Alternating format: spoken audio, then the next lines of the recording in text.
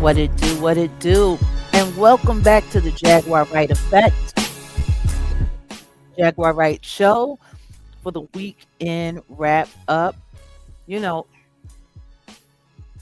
these just, they just whip by. Like, it was just a couple of days ago. We were It was here doing just another it was weekend wrap just up. it was just 2024. Yeah, that too. That too. That too. Who do we got in the building before we get started? Salute. We got our girl Myrna in the building. Okay, that's an interesting hashtag. Save Hashtag what? save women boxing. Well, you want to do that? Get rid of Zeus and Clarissa. What do you real rap? What do we got going on here? Okay, welcome Patricia. Let me reposition my vision. You need your Okay, glasses. listen to me. I'm a woman of a certain age. Don't hold it against me. Lynn, welcome from over there on the Jaguar Wright Show. We have Never Your Angel. Look at our people. Look at our family. Salute Auntie Leah. Alden's in the building. Hey, and like our girl Auntie Leah said, our moderator over here, smash the like button, everyone. Please do, because you know they be hating. They be hating. But we gonna rise above the hate and we gonna smash that like button. All right, who else do we got here? We have Mary A is in the house. Salute Ebony. Welcome in. We on the way. We here. We in the building, y'all. Wait a minute. Baby girl Tay says, let's get it. By the way, I liked and shared a video on your reg IG page and they kept unliking and sharing. Wow. They be doing the most. They be having a lot going on. Always hating, right, Auntie Leah? Salute. We got Chaos in the building. Myrna Sanchez is in the building. Please, please hit that like button. Wait a minute. Chaos says day one ride or die. Indeed. And we salute you, my dear. Golden Aries, how you guys doing over there? I see a couple of new people in the chat over there. Jaguar Wright Show. What's going on, Mint? Salute, Aisel. Welcome on in. Judah, what it do? Hmm. We got Brandon in the building. Who else do we got over here? Our girl, Carla Turner, family. Barbara Mm-hmm. Martinez, Mm-hmm. Goddess of Mine. Okay, all right. Yeah, We got the usual suspects. Things is going. Wait a minute. What is Carla talking about? I was listening to replays of yours, Jag and Odell, all night. Listen to me. We were somewhat busy this week. Kinda. Little bit. Not too Kinda. much, but a little bit. And it's wild because with everything that we've already talked about, you would think that there wouldn't be anything else to talk about. And yet, there's more. There's a whole lot more. Before we get into the topics, it's funny you mentioned time moving fast and stuff like that, or I don't know, maybe for some people time is moving slow. You get what I'm saying? I know Mm, sometimes these devices be moving slow, but as mm. far as the way the days is going and all that, I think a lot of people need to be aware. And you know, I was talking to my guy about, you know, shout out to my boy. He does like mental health stuff for people and stuff like that, and you know, Hmm. he knows my track record as far as like being in the community, helping and stuff like that. It's a Yeah. real thing. So I know real people that help, and mindfulness, being mindful, because a lot of us are going through all types of stuff, health Yeah. wise, with family, with finances. Now it's a lot, and anxiety is a real thing. And being anxious, there's nothing wrong with being anxious, but don't let it overtake your actions.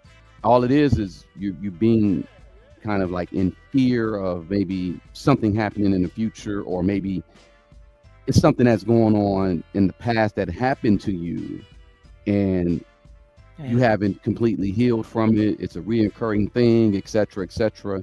You can't let that control you, though. Be mindful and be in the moment. You know what I'm saying?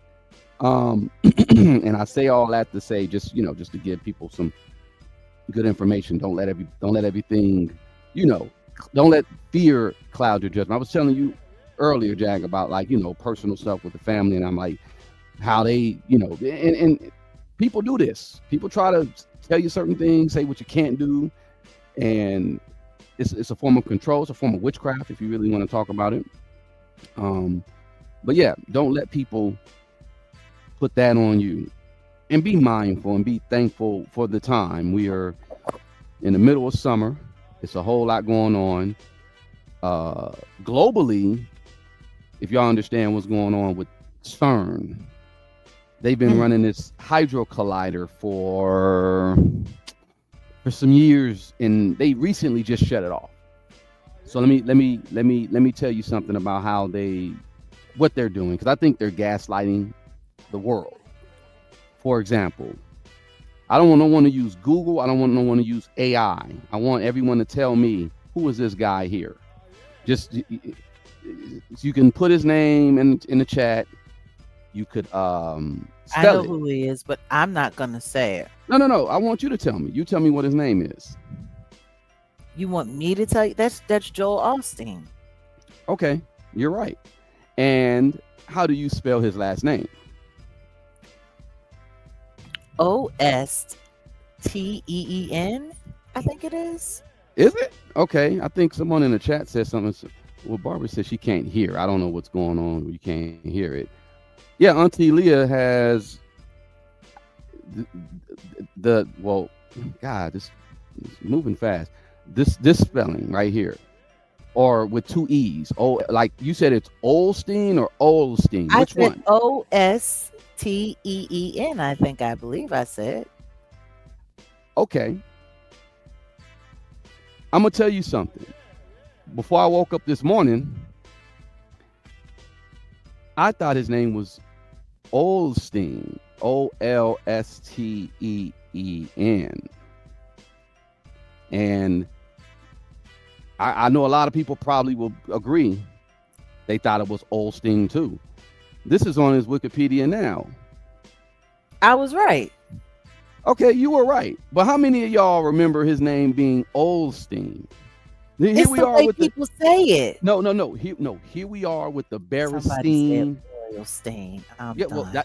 that's what the homie had. That was his YouTube handle, Joel Olsteen. He was clowning. He was like the black Joel Olstein. He was always clowning. It was funny. But anyway, yeah, it yeah. So what's up? I remember Olstein. Auntie Leah, I'm not tripping. I am not tripping. I thought it's been Olstein this whole time. I swear to God. It used to be Olstein, yeah. So you said it's Olstein, so you just remember Olstein. I know you know, have some situations with Texas. You know about Texas. He's based out of Texas, Yeah. Houston. Yeah. I used to pronounce it Osteen. Okay, Osteen. so That's what I would pronounce it. you But remember it everyone being in Texas said Osteen. And it's because of the O. They oh it's that southern drawl. Osteen. But it's just yeah. if it wasn't O with an OL, No, Why wouldn't you just say Austin? Because okay. that's what it says. Austin, Austin. But they say oh steam. I Yeah. swear to God, this is a program that they're running. They're running game on us. This guy name was Old Steam. I swear, because I did a song called Evangelical back day I on a remember. mixtape, and I opened up with his sermon, and I always thought it was creepy how he did it. This is my Bible. Like he had his people say all that, right? And Hmm. but overall, This is my I'm Bible. I believe the promise and the truth that it yeah, says. yeah, yeah. Yeah, I every time. Yeah, I see Auntie Leah. See, people are talking about this right now. Does anyone remember Joel Osteen name being spelled Joel Osteen? I'm telling you, I'm not tripping. People, I guess this is a Mandela effect. This is why I brought up CERN. This is why I brought up what I brought up. I mean, and that's why I said, am I tripping? Let's ask the chat. Hey, It said his book. Brandon Lee says. I mean, Brandon Lee Leron says, my mama had his book. Okay. I don't know. I thought maybe I'm tripping. I don't know. I just wanted to start the conversation with that. This is nothing major. I thought maybe, I don't know.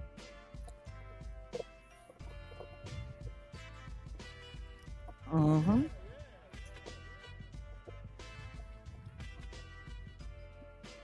I used to say old stain, old stain. It's like when I was little. I remember having the Berenstein Bears. Now some people are like, no, it wasn't Berenstein, it was Berenstain. And I think it was Berenstain. Like I remember it being Steam. Berenstain with a A, not an E. No, I remember it with an A.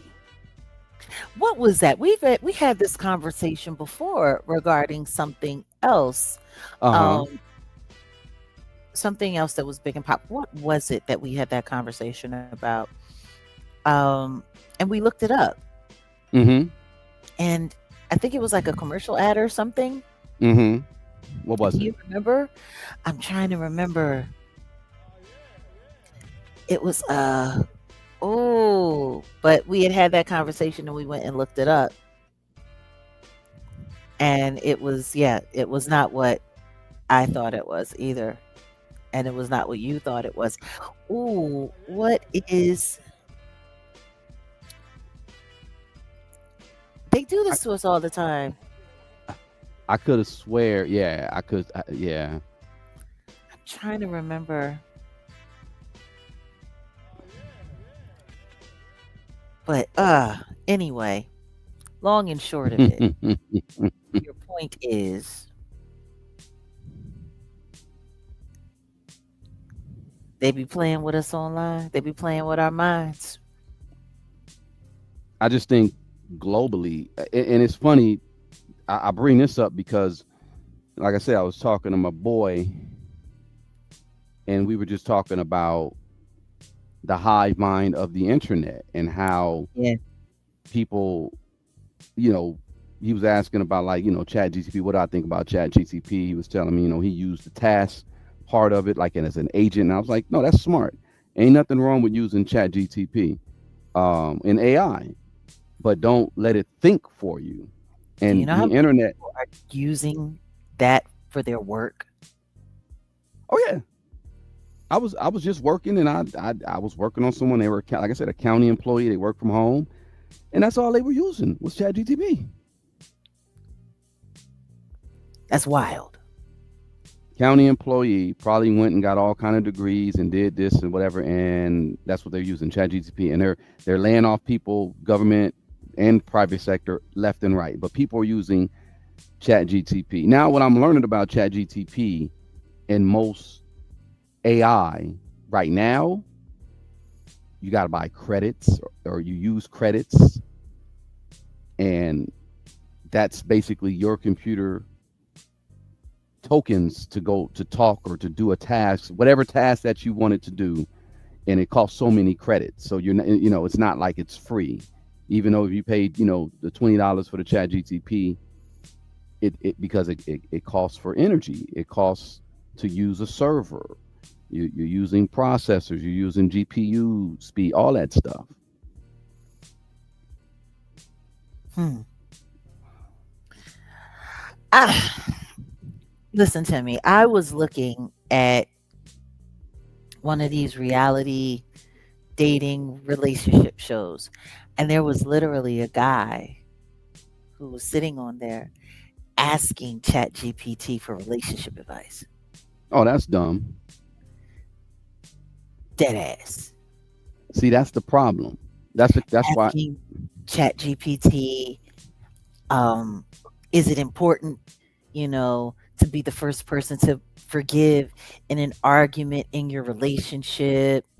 What is the value of, like, he was literally relying on everything. And I'm like, and these kids, they're in their 20s. Like, it's so funny looking at these dating shows and stuff now as a woman who's going to be 50 next year, because I'm looking at the way they're relating to one another. I'm looking at the way they're dealing with each other. It's so much different than Definitely. it was when we were coming up. And watching him literally, like, well, what's the therapeutic value? Da, da, da, da, da, and yada yada yada of asking this, or what is the psychological like, and I'm sitting there like, you're asking a machine. That's dangerous. It's like this, Jag. Even with the kids nowadays, I'm glad I came up in the time, and I should have actually expanded on it. Just with multiplication, I teach my kids, and just in general, it's like, know your multiplications in your head by heart, at least up to 12, and then you go from 13 to 25. That's the next level. Um, so someone, they made a joke. They were like, they picked up someone's phone, like, uh, he left his phone unlocked. I looked at it, and he Googled, what's 3 times 5, and she ran out the door. Um, Damn. so it's like, if we can't even use, I mean, it's okay to use the technology, but do not allow it to replace your own mind. You know what I'm saying? I mean, It's insane. It's insane. Most of these kids can barely read and write. true, They go to their device. true. They go to the device. Everything is about the device, the device, the device, the device. And you already know me. You know what I'm about to do. I got a Mm-hmm. book in my hand. Mm-hmm. I got a book in my hand. It's a large book. A large book called the Bible. Mm.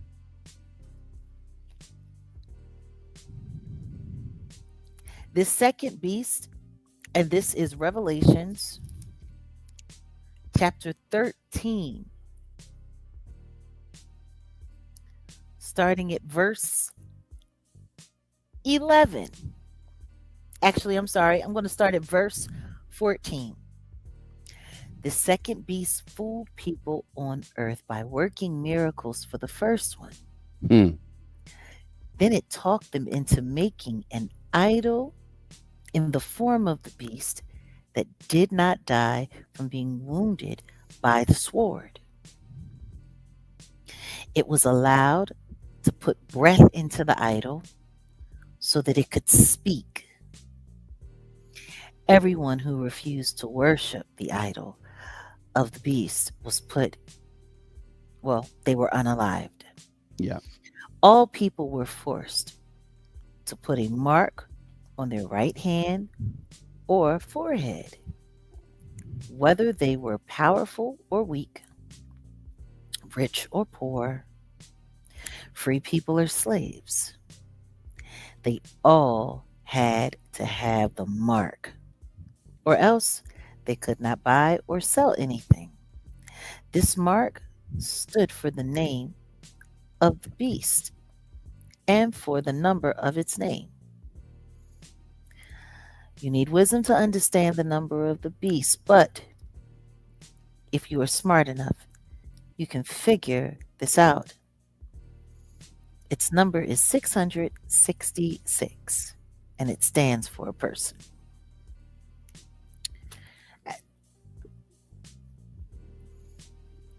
All I'm going to say is when it gets to the point where we have our Gen Zs and our Gen As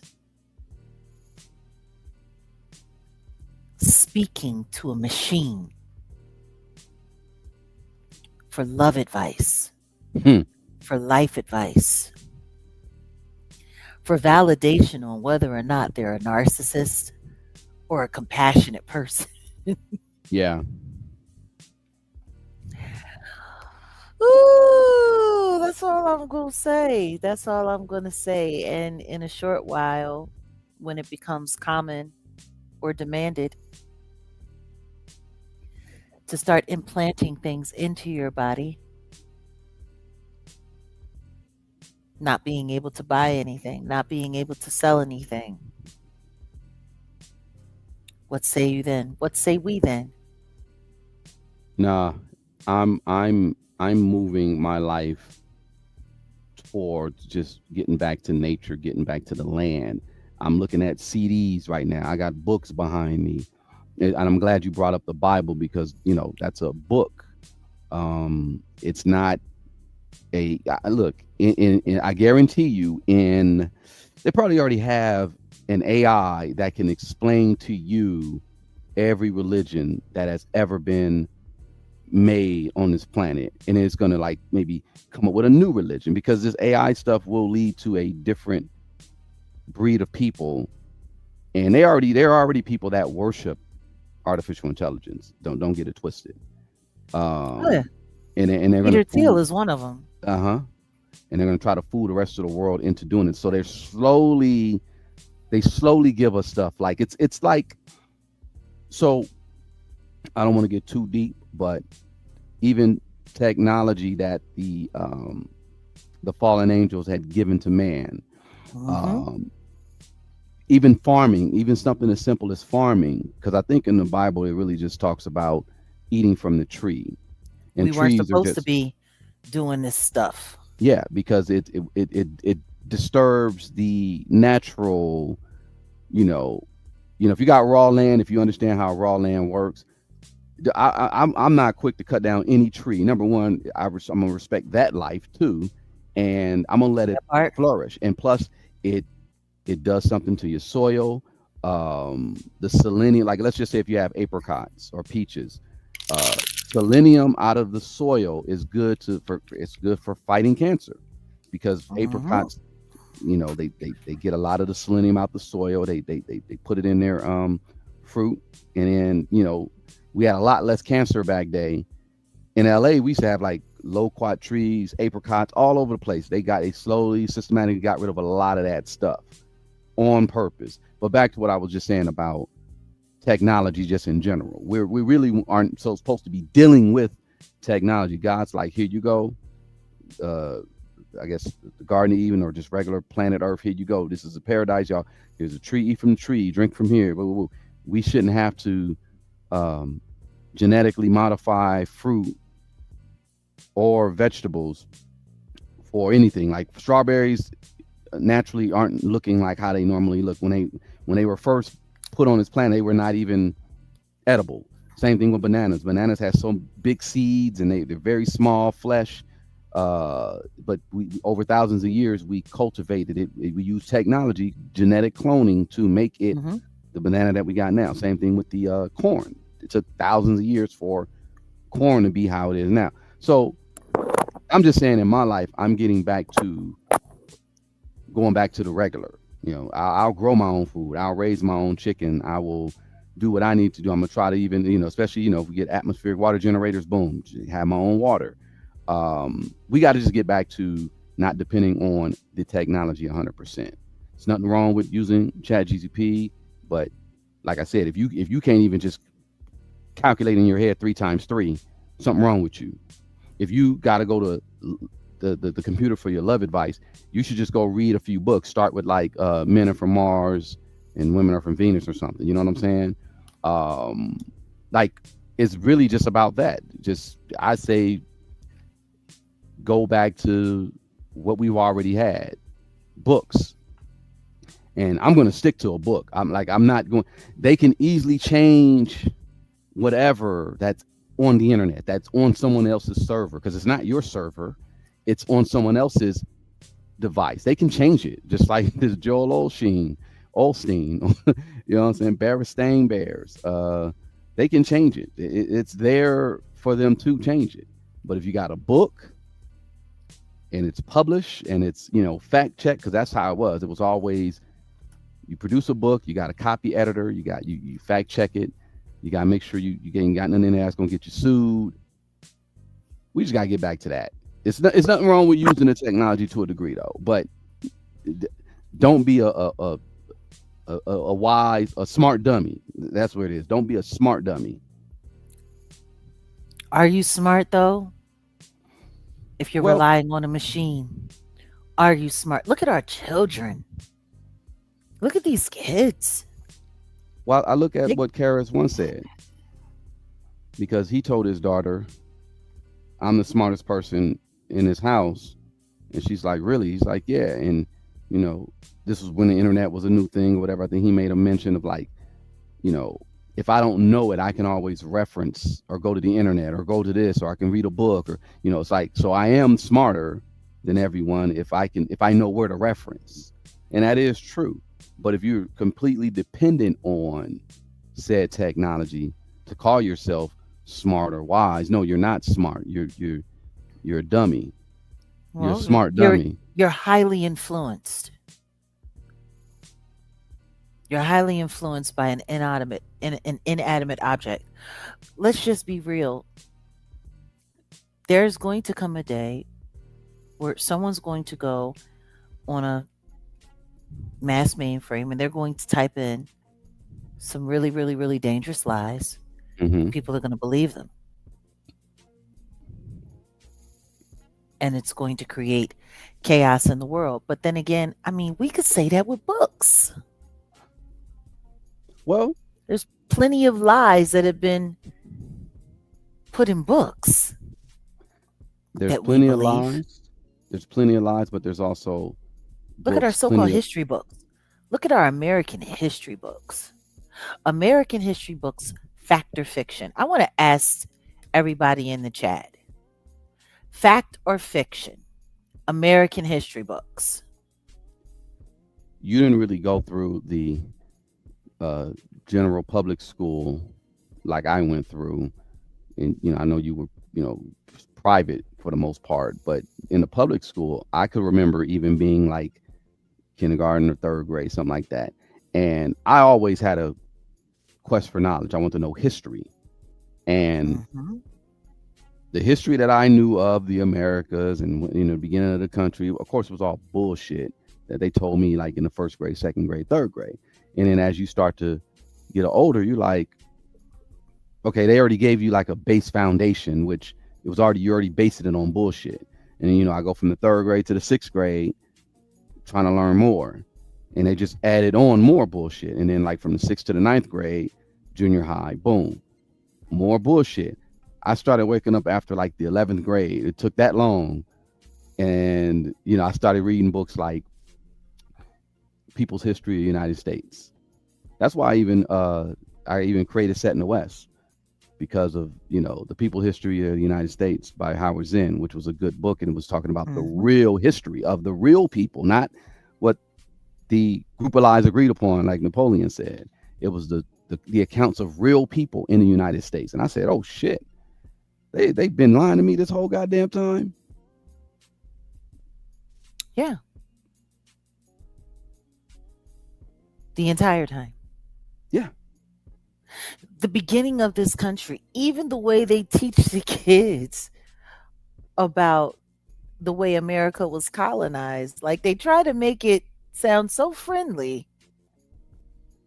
Yeah. Like if you let them tell it, white man came over on a boat. He was hungry. The Indians gave him food. The black man swam from Africa and said, "We're gonna help you make this money, boss." And For free. yeah, and you know, and then boom, 1950, like yeah. Like that's what we do here in this country. We teach lies and then we build laws to enforce those lies. We govern in accordance to those lies. You know, 100 years, in 100-year time lapse, you can fool the future into believing almost anything that you want if you're in control of the power structure. Look at Rock Nation. What happens if the Jigga Man actually goes into politics and becomes a senator? What will the story of his rise to power? How will that story go? Beyonce's story. What will be mentioned? What won't be mentioned? Like, no disrespect to the administration, but even the way they're trying to rewrite Trump family history Mm-hmm. is interesting. Mm-hmm. You know, when you look at the Obama family history, it was heavily attacked and heavily defended, but very few actual receipts were ever truly shown.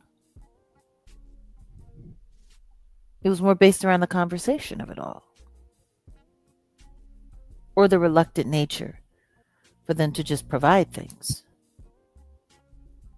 Like even now with this whole situation with honey, they don't even acknowledge the fact that redlining was really a thing here in the United States. Even when it comes down to the whole situation with Brigitte Macron, the simple fact that they've gone back and forth, man, woman, man, woman, man, woman, man, woman. What is she? What is she? What is she? What is she?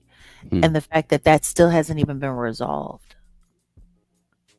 Like world history. What is world history? How much of it is accurate and how much of it is, as you all often, quote Napoleon is saying, a group of lies agreed upon. It literally says in the Bible that, no disrespect, but the Yamaka people literally went and paid and persecuted people to alter the story of the crucifixion and the resurrection of Yeshua. Meanwhile, if you talk about it openly, it's considered anti Semitism, Right. but it's in the Bible. You have so called Christian organizations accepting money from the very entity that issued out lies about their so called Lord and Savior and defending them. Interesting. Like, I guess that's an interesting place to segue into our first topic. Where we Let's going? get into it. You pick. Well, no, you set it up a certain way because we have. Well, I got three ready for you. And you see them down there. So Well, we're talking about lies and cover-ups. So why don't we have a conversation about Kathy Rumler to start?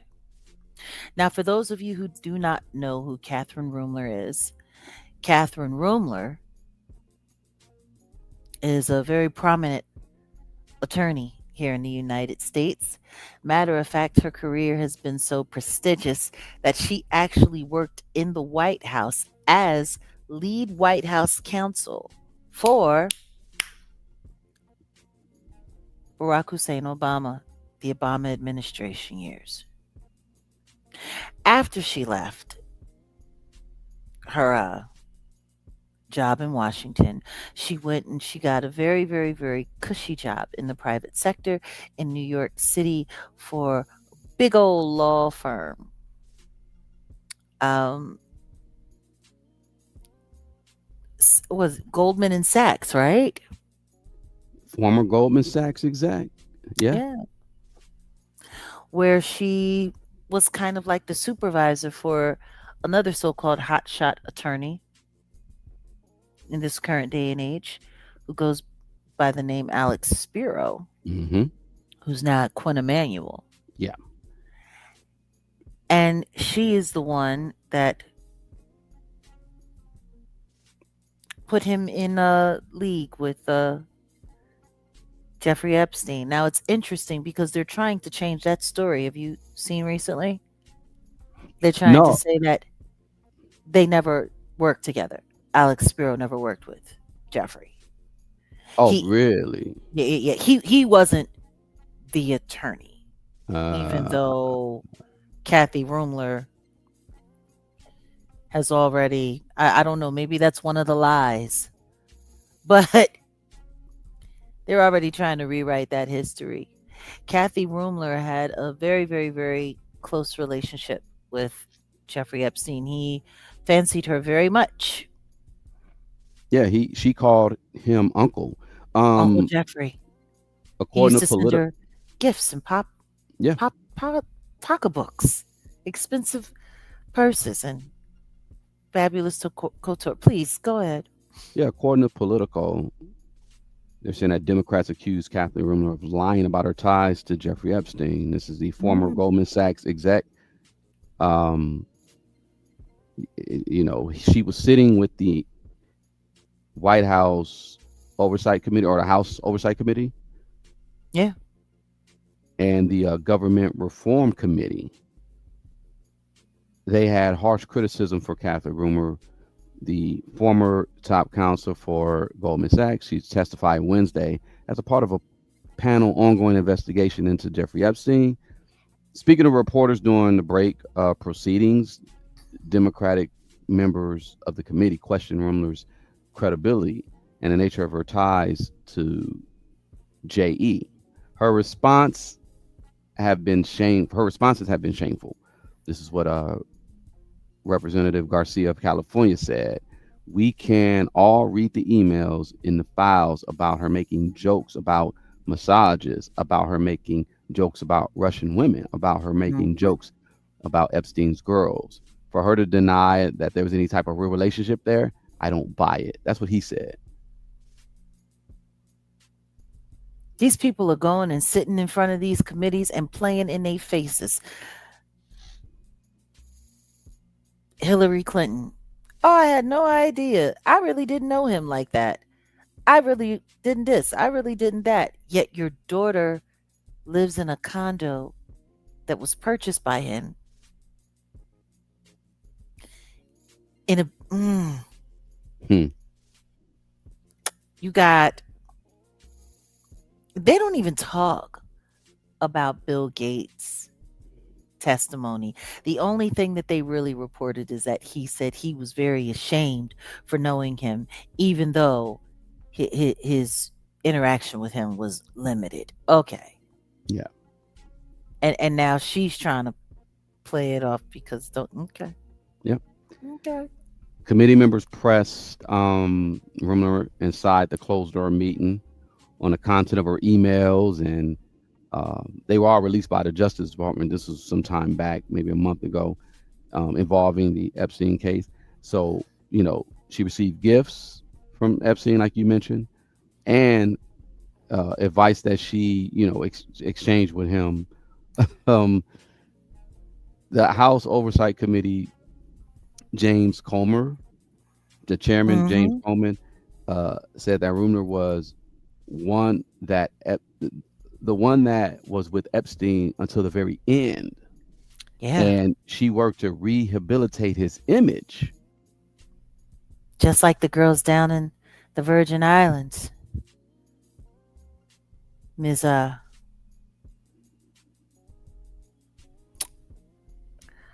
Oh, what's her name? Dijon. Hmm. Cecile Dijon. Hmm. And what's her name that's running now for lieutenant governor?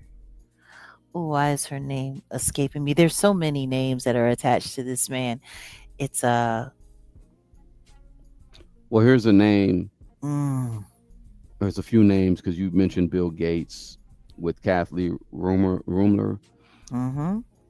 They said in this article, it said that she was the latest former Democratic official and Wall Street operative to appear before the oversight panel, which has also brought in former President Bill Clinton and Secretary of State Hillary Clinton and Microsoft founder Bill Gates. Rumler served as counsel for the Obama administration before leaving for the private sector, where she connected with Epstein while at the law firm Latham and Watkins. Rumler told Oversight Committee that Epstein was a masterful liar and that he used her and others to legitimize himself, and that it was a mistake to deal with him, according to a copy of her own uh, statement. And that sounds like the same script that Bill Gates said, because he said the same thing, The exact same thing. exact same thing. Now, according to LA Magazine, Catherine Rumor avoids questions about 9/11 in the Epstein testimony as well. They said former White House counsel who stepped down from her 25 million yearly post at Goldman Sachs was named by Epstein in emails with the Saudi royal family months before Jeffrey Epstein's final arrest on federal T charges in July of 2019. An email was sent about wine and roses the billionaire wanted to send to former Obama White House attorney Catherine Rumor, who the billionaire called Kathy. Hmm. Uh, ugh. It's yeah. There's a whole lot when it comes to the Epstein files and pre 9/11. They purposefully blocked out a lot of that A in the file. whole lot of that. Because I think they're afraid of what people will discover Yeah, about what happened around 9/11. yeah. It'll That it'll it'll start definitely changed the course of history. it'll start making too much sense. And the name that I was thinking of, guys, was Stacy Plaskett, Mm, our girl who was actually in Washington, D.C., being questioned and was literally sitting there texting with Jeffrey, yeah. who worked along with Cecile Dijon, former First Lady of United States Virgin Islands, who also worked on rehabbing his reputation. The, Mm. Back to Rumler, her answers were viewed as dishonest by a lot of the lawmakers on both aisles this week on Wednesday, after she was the latest high-profile person to appear in front of the House Oversight Committee probing Epstein's relations. Rumler testified that she met Epstein in 2014, shortly after she left her post as President Obama's top legal advisor. Justice Department files, document dumped, shows her name appearing in the Epstein files thousands of times. One day, Epstein's day planner was filled with meetings with Rumler, billionaire Leon Black, and former Israeli Prime Minister Barak, who are all now targets in a House probe into the billionaire's business dealings. mm-hmm. And I'm gonna stop there because I think our people who know we have a call. I'm gonna play this call that Epstein had with the Yeah, former prime minister. Let me run that real quick. let's get He into thought there was that. two cyber companies. Look out, and even though I know Peter, I've never met Peter Thiel, and everybody says he sort of jumps around and acts He sort of looks strange, like he's on drugs. smoking, yeah. Yeah. He looks under drugs. However, he has a company called Palantir, Pallen Tier. Palantir is Peter Thiel's company, and look out. Palantir, Palantier. Yes, How you write Thiel? Thiellly. Thiel. Lly. No, Thiell. Okay.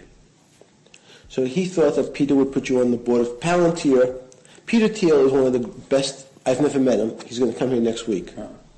So I wanted to talk to him after I talked to you. Okay. He and Andreessen, it's called Andreessen Horowitz. Andreessen Horowitz, they pay Larry $1 million a year just to advise them. Andreas and Andreessen,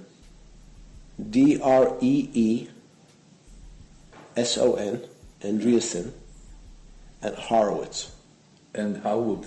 Horo, Horowitz. What they are? It's a lobbyist. What they are doing? They are the biggest venture capital people in Silicon Valley. Well, bigger than Sequoia or Planet These are the new Kleiner Perkins. Everybody, these are the smart boys. Mm-hmm. So those two companies right away, in terms of, I said that we need now in the next 3 weeks if you're going to leave.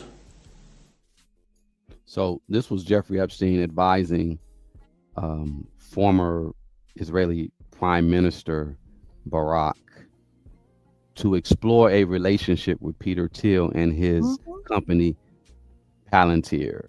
So, he reportedly told Barak to look at Palantir and said he expected to meet him soon. So y'all heard that. This just goes to kind of let y'all understand the way these games are being played. Rumler's connection to Epstein. Epstein had connections to many world leaders, many billionaires.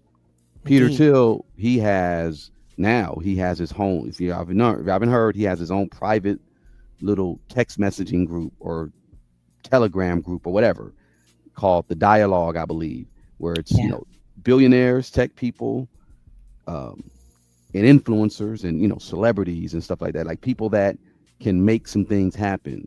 If you understand what I'm saying.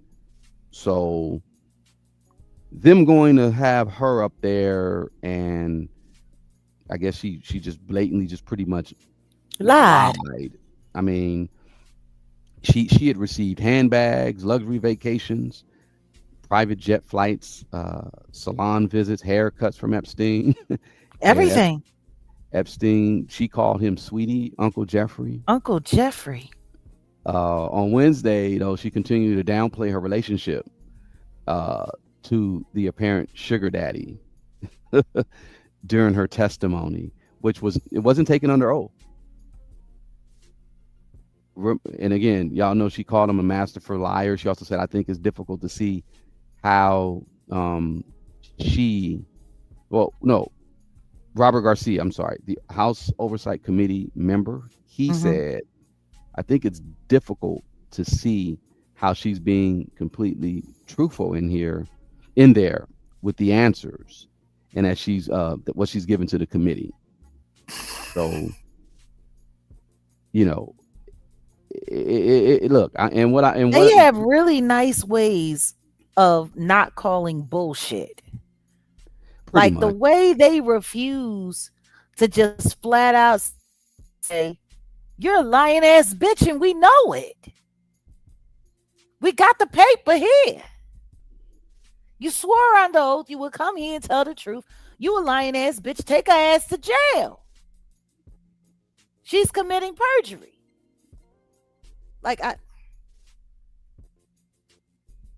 They're saying it remains unclear if she was asked about her ties to Epstein and his efforts to block the Justice Against Sponsors of Foreign Terrorism Act on behalf of the Saudi royal family. The Saudi. There's a bunch of families who are in a civil suit against the Kingdom of Saudi Arabia, and they have Mm-hmm. raised questions about whether rumors influence Mm. her boss to veto the Justice Against Sponsors of Foreign Terrorism Act on behalf of Epstein. So Interesting. that's all I really got to say about that. That's And he's dead. So they say. and yeah. And they all still working. Like, is nobody paying attention to the fact that they're all still working? Hmm. They're all still working for his best interest as if he were alive. His networks are still operating. And for those of you who have been a part of our Patreon group and now um, subscribed over on Kick, you already know we've had these conversations. We have these conversations. But I find it interesting that on the day Kathy Rumler is being questioned and then questioned for her questioning and her lack of realistic, reasonable answer. All of this happened very quietly.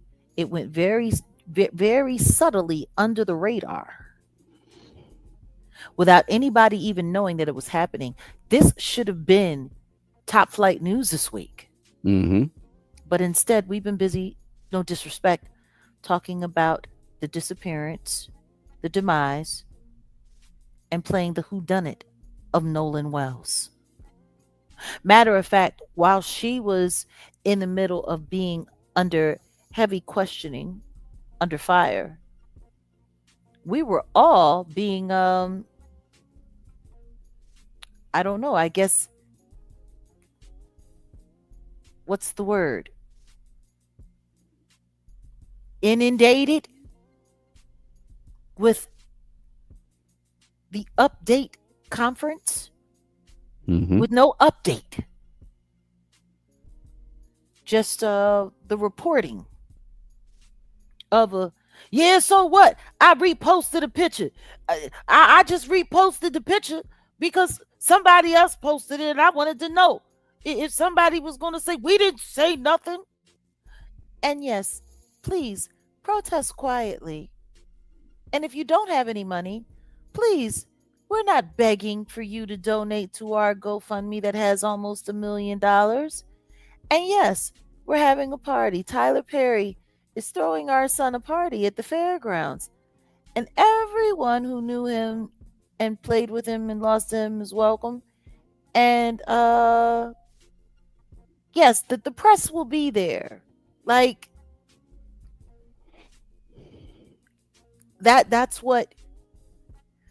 that's what we were that's what we that was it while this is going on.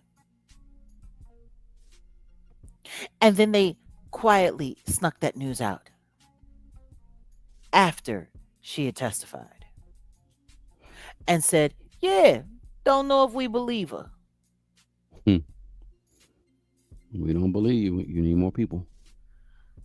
They got all the people. How many more people do they need? They got all the people. No, if they pull the string on this, Oh God. it's gonna get nasty. Someone did say if they really did go after all the people, like the government would collapse, and they're not lying That's what because Pam Bondi said when they yeah, questioned her. She said if we arrested everybody that's connected, the entire government will collapse.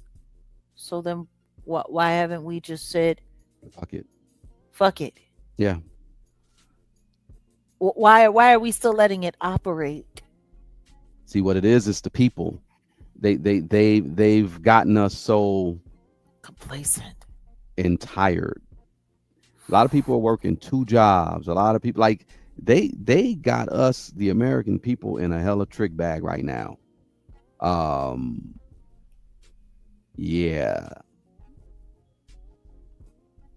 That's the point.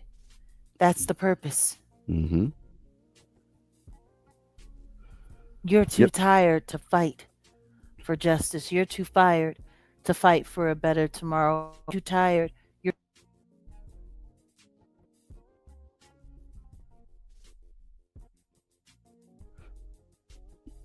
You're muted. It just muted you. I Okay, so it just disconnected her. Wow. Okay. See, they over here playing with our connection. She'll be back. Okay.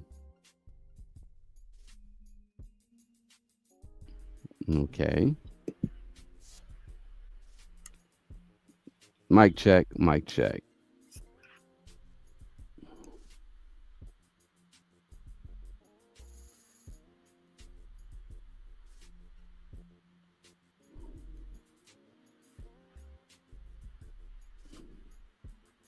Go ahead. I hear you.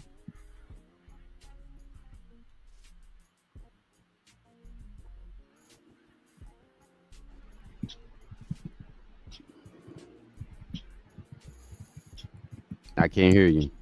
Go ahead.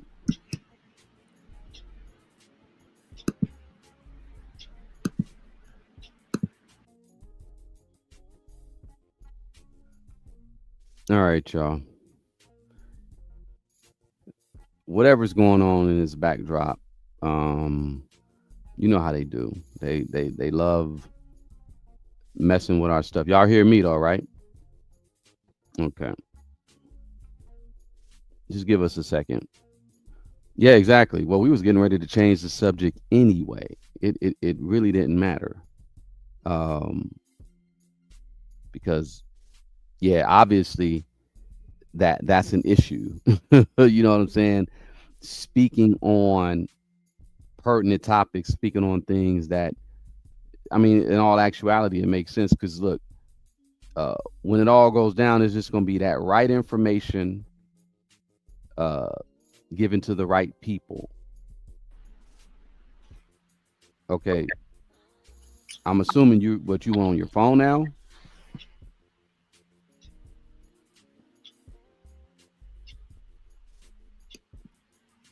Don't hear you. I hear your background.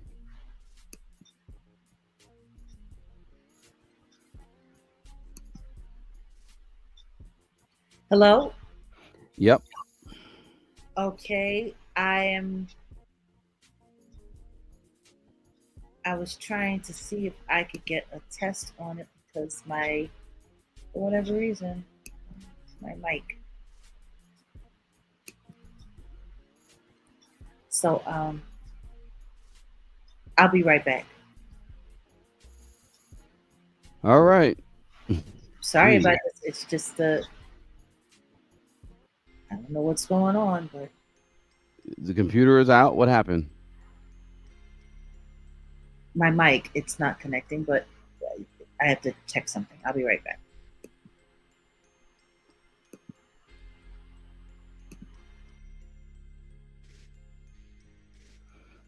All right.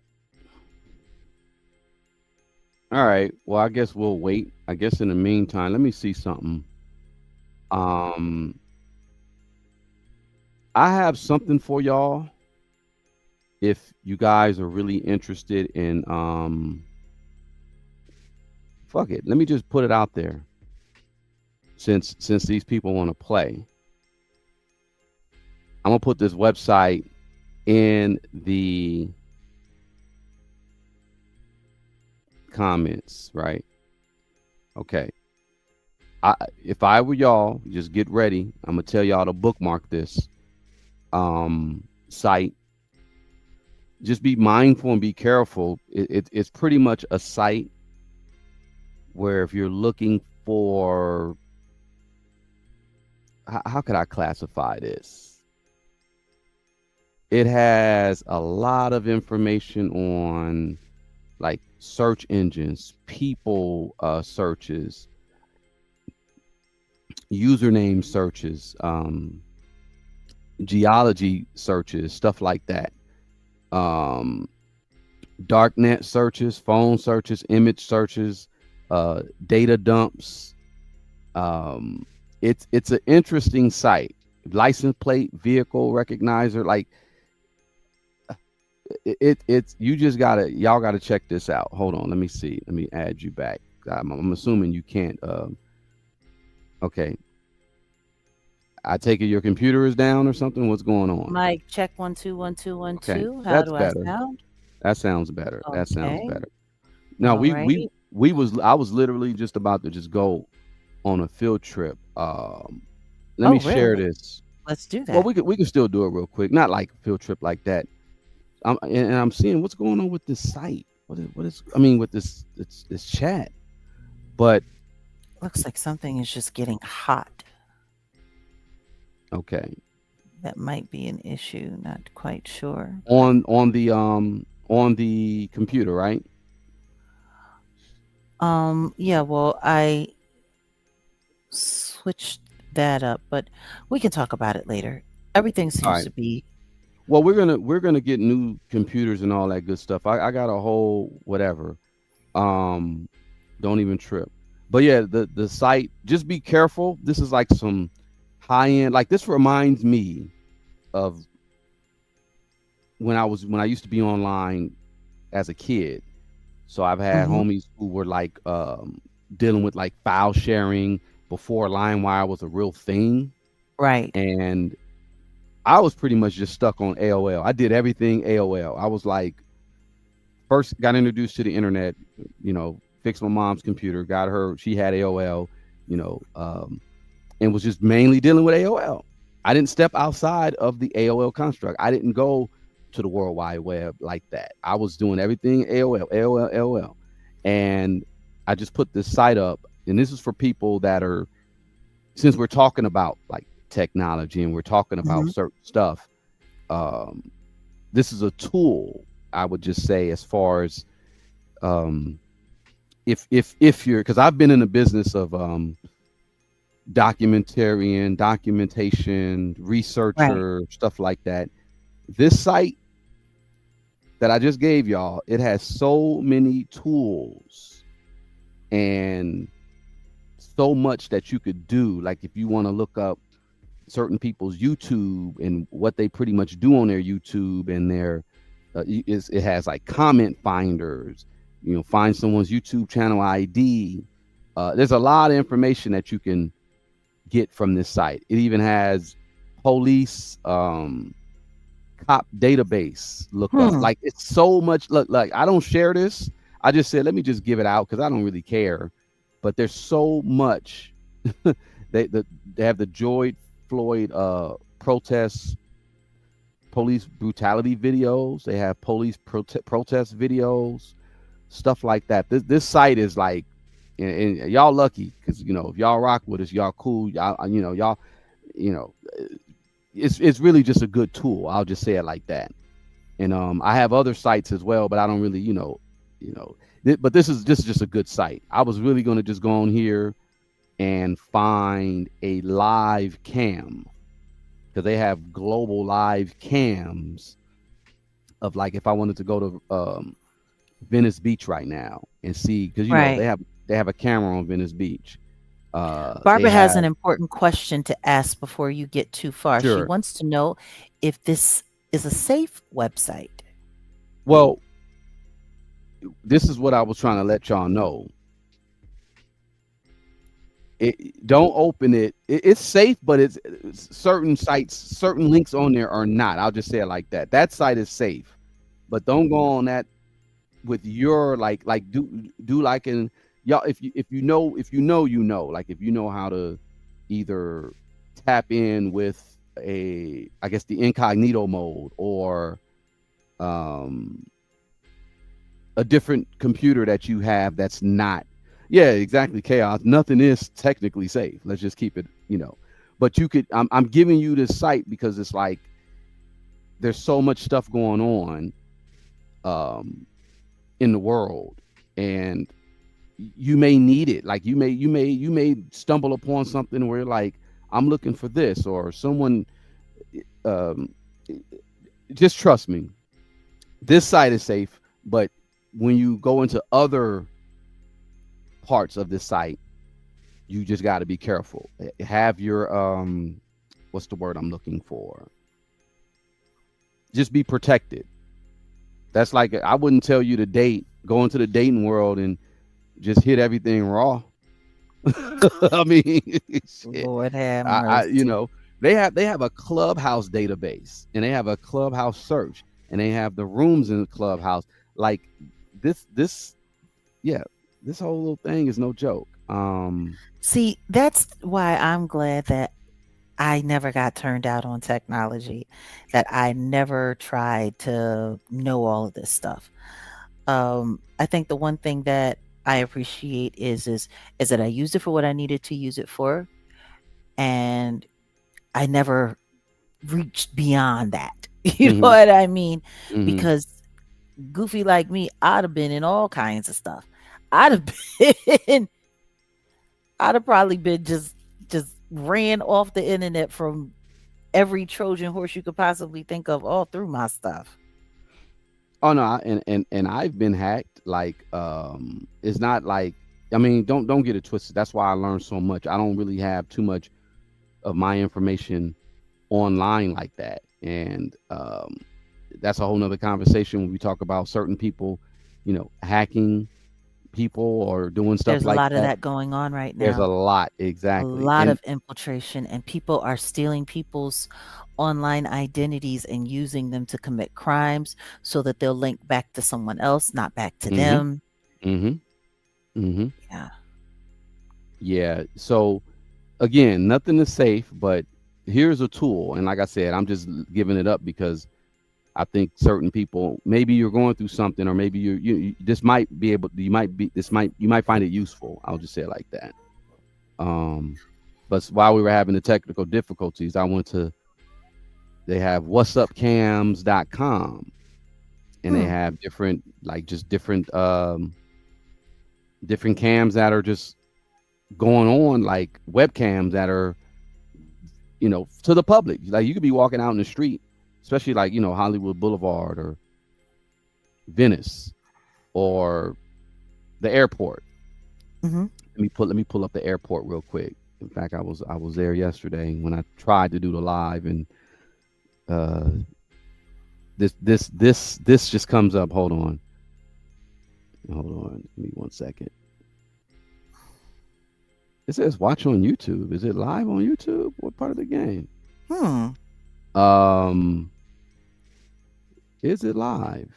I don't think people realize exactly how much watching is happening online all the time. Like there's Yeah, yeah. constant surveillance, whether or not people realize it or not. Okay, so this isn't live, but here's just an example.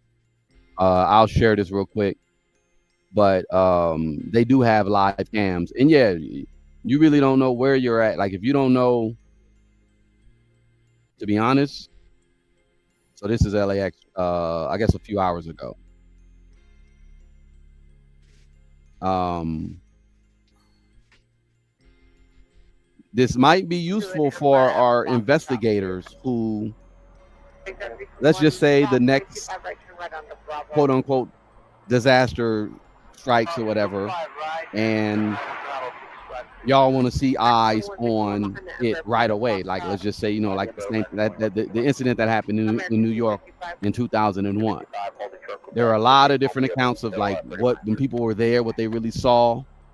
We didn't have cameras like that back day, so Mhm. you know this might be something that that might be useful. That's all. So Which anyway, is kind of interesting, and it can kind of like low key lead us into the next conversation regarding the statement that the governor of Mississippi has now made about the Nolan Wells case. okay.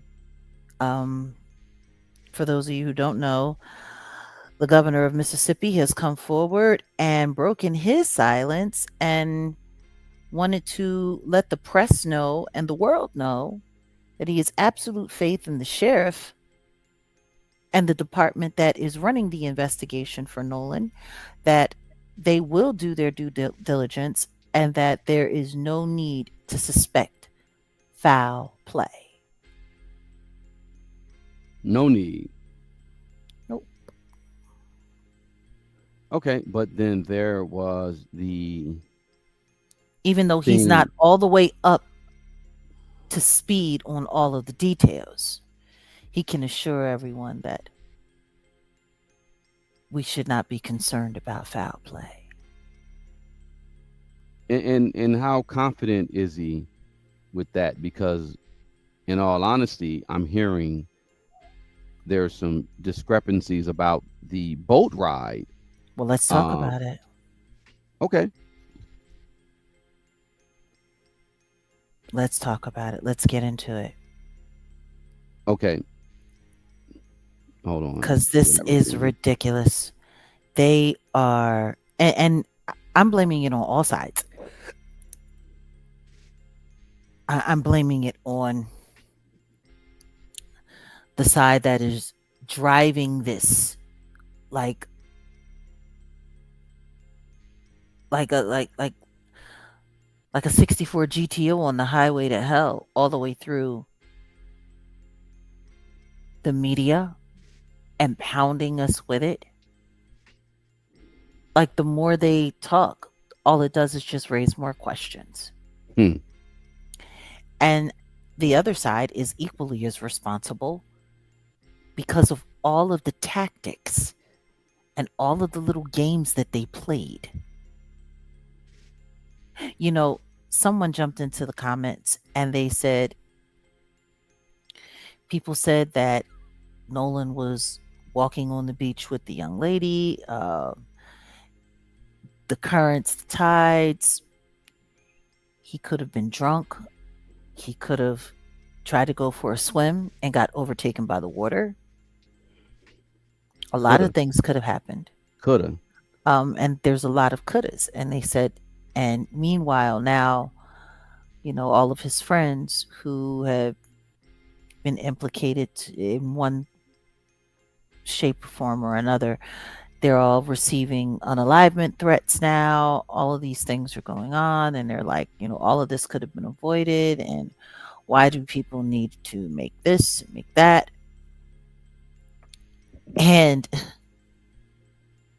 my response was really simple. All of these things that people are saying that, could be a easy answer for this or an easy answer for that could have been a lot easier to accept if the friends had have been more forthcoming, if social media hadn't have been turned off immediately, if they hadn't have held on to his belongings and just gave it up right away, if they didn't have to be tracked down in order to find his belongings, if they had have done a more thorough investigation starting at day one, if those boys had have been properly interrogated from day one. Their phone, you're sitting there worrying about confiscating Nolan's phone, but you weren't busy trying to confiscate everyone's phone that was there. I'm like, if all of these things hadn't have happened, if everything had have been handled with better due diligence, people wouldn't have the questions that they have now. That's the reason why people have the questions that they have, because of the lack of inactivity Hmm. regarding what happened around him. Can That's I why. can I say this? Yes, As far please. as the latest developments, this is what I was referring to. The GPS data from the Mississippi Department of Marine Resources Yeah. said that the boat left the mainland around close to 10 a.m. and it arrived at Horn Island around 11:14 a.m. and departed the island at 4:31 p.m. without Nolan. It returned towards the mainland, entered Fort Bayou around 5:52 p.m. and was back at dock by 6:06 p.m. Um, there was some reported drinking, and they were all 18, so they were not allowed. You're allowed to drink at 21 still. That's a whole nother conversation. But Mm-hmm. there's dispatch audio, which we'll get, reportedly captures the operator requesting emergency assistance because the boat pump it was a pump that failed and the vessel was taking water. While the dispatch asked whether everyone then on board was accounted for and healthy, the caller reportedly said yes. I heard the audio. He said yes. So that answer only confirms the people physically aboard were accounted for. It doesn't establish whether Nolan was supposed to be with them or why he was absent. So now the FBI is assisting the examination of the digital evidence. The sheriff said that the cooperation is partly because Horn Island is federal land, while the FBI has also confirmed it's addressing the interstate threats received by people connected to the case. Um, and after the meeting with the Jackson County District Attorney, Ben Crump said the sheriff investigation must finish first. The DA then expects to present matters to a grand jury, which is described as standard practice for suspicious or unnatural uh, unalivements in the county. Mm-hmm. Crump and the local investigators will jointly inspect Nolan's phone. Both Mm. Mississippi autopsy and the family independent autopsy findings remain pending publicity. There's no public announced arrest, no suspects, no ruling of unalivement or official cause of the unalivement. The sheriff continues to say the investigation is active. So when I said the first time that there are no official reportings from the medical examiners findings, there's none. Not from Mississippi, not from Washington D.C. for the independent. I was correct about that. Yeah. Yet people came online and said, because you remember we were having that conversation, Mm-hmm. and I said there are no, and you said no. Mississippi came forward, so someone pushed that out into the media. Yeah. On purpose. They're trying to They're literally trying to. I just wanted to, and not that I'm trying to say that you were wrong. I'm saying that in the research that I did, no, nothing. Because first things first, no toxicology report or ME's report for a body come back that fast. no. So why are people running around talking about he had water in his lungs? People saying that he didn't have water in his lungs. People are saying that he had been burned, that he had been, you know, Bruise. roughed up, that he had defensive. Like, why are people? What the hell is going on? And Mayat, I wanted to address this. You said this mirrors the Carmelo Anthony stuff, and to a certain extent, except for the fact that Nolan is deceased and Carmelo is alive. And we need to discuss that as well. We need to have that conversation as well. Because right now, Carmelo Anthony's, visibility in media has dropped significantly. And all of the attention that was being given to him and to his case and to what's going on there has now all been diverted over to the Nolan Wells Mm-hmm. case.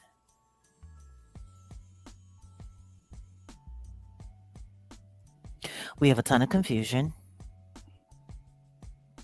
And this is getting more and more political by the day. And like I said from the very beginning, all of this push that they're bringing to this, Mississippi is going to have an answer. Mississippi's going to have an answer. And now the governor has spoken. They're not telling us something. There's something that they're being dishonest about. People are saying that the mother and that the family identified him. That's a very, very, very interesting statement, because people are also saying that they haven't seen him. But the question is how did they identify him? Hmm. Who made that ID? Because you have to ID him. You have to.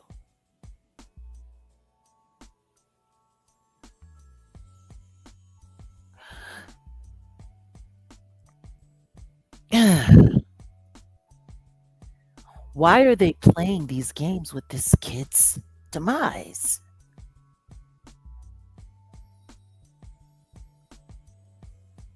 I got a bad feeling about this one. I do.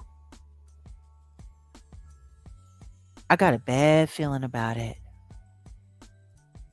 I got a bad feeling about it. I feel like they're using this kid, and I don't understand. Like, I'm looking at the comments, I'm looking at the division, I'm looking at everything that's going on. People are, ultimately talking about race, but there are no answers. So why aren't we tabling this conversation publicly until there are some real concrete findings that can be discussed? Or is it just me? No.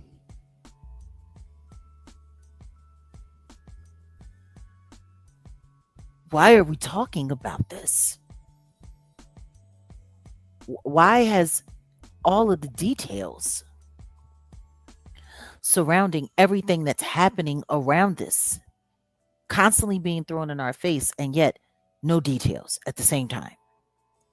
You got Ben Crump there reposting pictures from parties that happened long before. Like, in my opinion, I don't understand why more people aren't upset with what he did, because that was inflammatory. That was highly inflammatory. They shouldn't be reposting pictures that they found from social media. Yeah.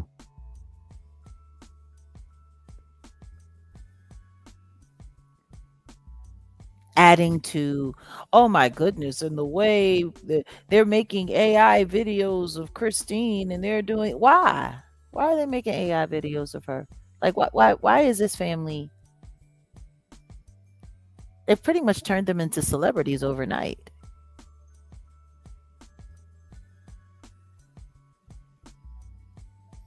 and we still don't know what's going on.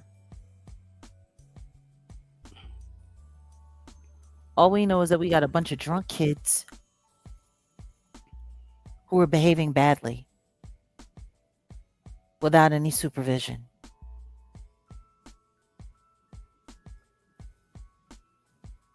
Like, when you think about it, Horn Island, there's no surveillance out there. There's no cameras out there. Just the devices that came with the children, Mm-hmm. with the people that were there on the island. So that's all the more reason why those boys' phones should have been confiscated right away. Right away. Right away. And it's taken almost 2 weeks for everyone to agree that all of the phones are now going to be looked at.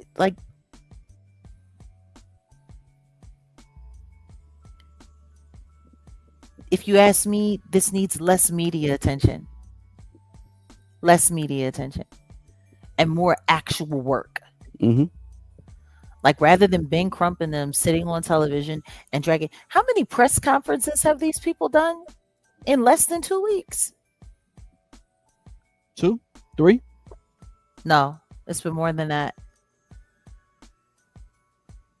When they came to New York on that Friday, well, they've done 3 official press conferences, but I'm talking about interviews. They've done at least 20. They did at least 20 to 25 between legacy media and social media.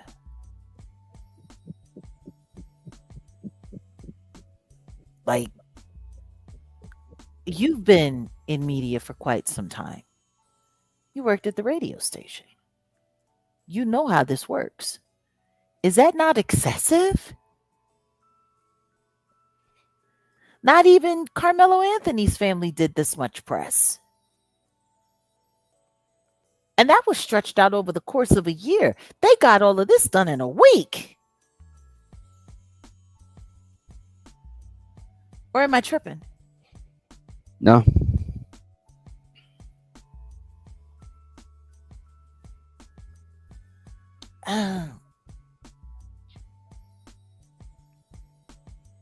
There's no physical evidence. It's just a bunch of questions. Now the question is,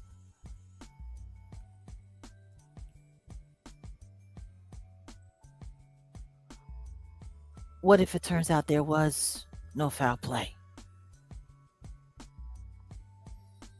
What does that do? Let's just play devil's advocate. Let's just say that his cause of demise was accidental and those boys were just afraid that they were going to be blamed because they had an argument. And that the stepmom judge said, with the climate of the world right now, it's best that everyone be quiet because they're going to blame you anyway because you're all white. Like, what if let's just say that happened. Mm-hmm. How does that turn?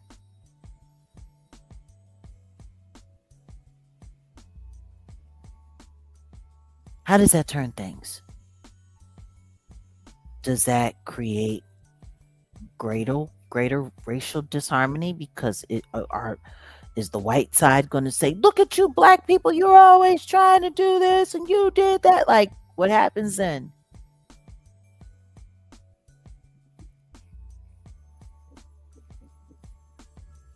Like, I don't know. I got a bad feeling about this. And they're just playing. They're playing. I don't think that they need cameras at that boy's repass party. Someone said, well, and they left this in your comments. They said maybe they are doing this to lure the potential suspects there. I mean, for what? For what do they need to lure them to a party? What they gonna do? They gonna come to the party and they gonna lure them there, and then everyone's just gonna start confessing? Like, what do they got to worry about? They've had what, almost 2 weeks to get rid of, dump, scrub, erase, whatever. Like, they're gonna lure them there. Lure them there to do what? But they think people are just gonna break down in tears, cry, I did it. Like, what's gonna happen?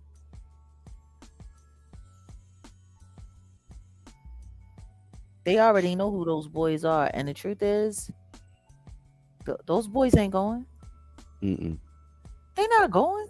They're already under too much scrutiny. So, like, what kind of Perry Mason games are people playing? I got a bad feeling. I got a bad feeling about this.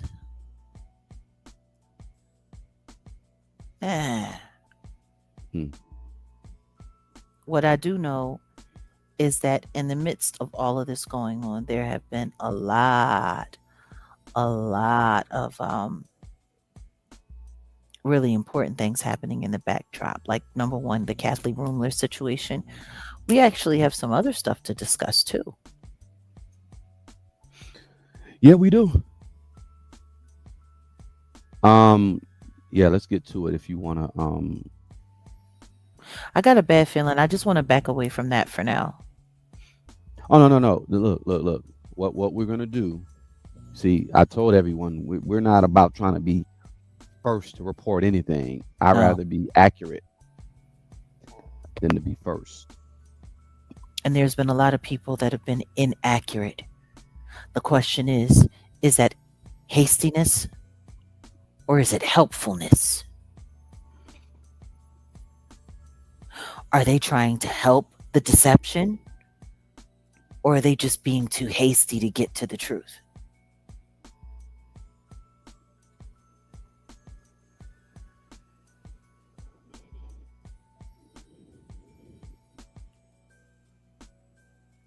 Yeah, baby girl, tell you that Clive Davis algorithm came and went. They made sure people stopped talking about him real fast. Yeah, because he was a piece of shit. And if we really want to, they don't expect. See, that's the problem. Back to where even us, the generation, the zillennials, or the people that Hmm. be the between X and the millennial ages, we remember a lot of shit. So that we're a problem. We can be a problem because somebody can come out and say, "Oh, this is like." No, no, your album wasn't great at the time. You're lying, or Yeah. this person was a piece of shit. But anyway, Or she couldn't sing back then and she still can't. Ain't nothing new. nothing new. Why? Hmm. Why? Jeez Christ. Okay, hold on. I'm trying to. I don't know why it's not doing what I'm telling it to do. This thing is special.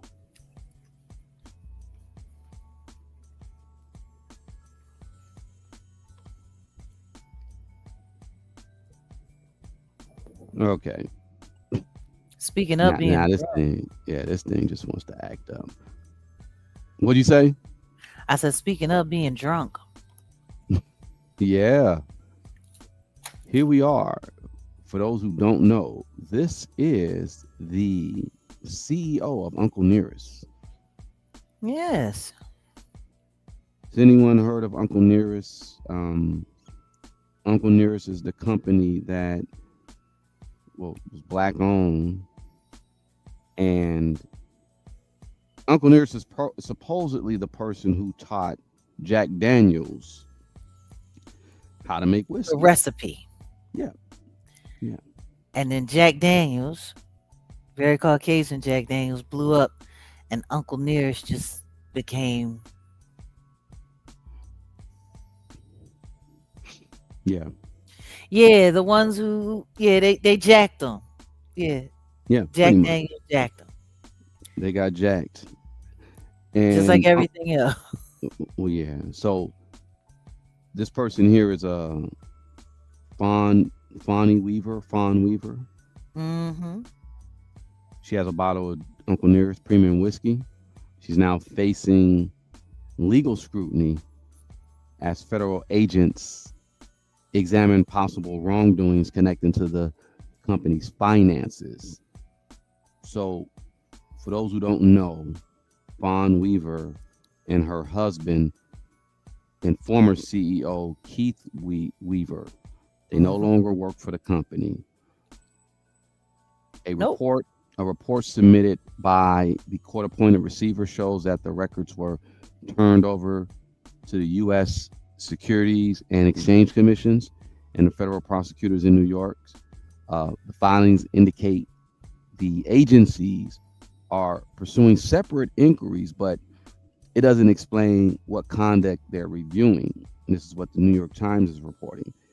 Again, the Weavers are no longer with the company. They remain employed after losing control of the daily operations when the court installed a receiver last August. And yeah, Uncle Nearest CEO and husband, they got fired. I do have And some by the audio, way, but they have connection to the Jigga Man because well, yeah, it's Marcy Penn who was involved. the- the venture capital company. Yeah, I was going to get into that. I Go literally ahead. was Go just ahead. about to get into that. I was debating on whether playing this audio or not. I'll just keep it be because we could just comment on. No, no, No, play no, the no, audio. no. We're not. No? Oh, The okay. latest, the latest developments, though, this has been happening for months of disclosures about Uncle Nearest's financial condition. The producer, the Tennessee whiskey producer, entered a receivership after failing to repay more than $100 million borrowed from the Farm Credit Mid-America, right? Court proceedings later raised questions about unpaid taxes, uh, Hmm. creditor claims, and a $20 million loan involving Marcy Penn, a venture That part. capital firm partly owned by Jay-Z. Fawn Weaver testified in February that the company did not initially uh, disclose that loan to the creditors. Other filings allege Uncle Nearest failed to maintain a complete list of his investors. The business also reportedly owes federal income tax dating back to 2018. The company's obligations to the lenders, vendors, and other creditors, it says, reached maybe up to $200 million. Official financial reports, they say the financial collapse represents a dramatic turn for the brand that once promoted a reported valuation of $1 billion. So it was Wow. founded in 2017. I remember them being even on the Breakfast Club. So let's Yep. start talking about this. Remember, they got platformed by the Breakfast Club. Everyone was like, "Oh, this is wonderful." Uncle Nearest built its identity around Nathan Nearest Green, the first known African American master distiller, Hmm. credited with teaching Jack Daniel whiskey production. The company later became a nationally recognized spirit brand and a high-profile example for Black ownership within the whiskey industry. Community. Yeah. Yeah.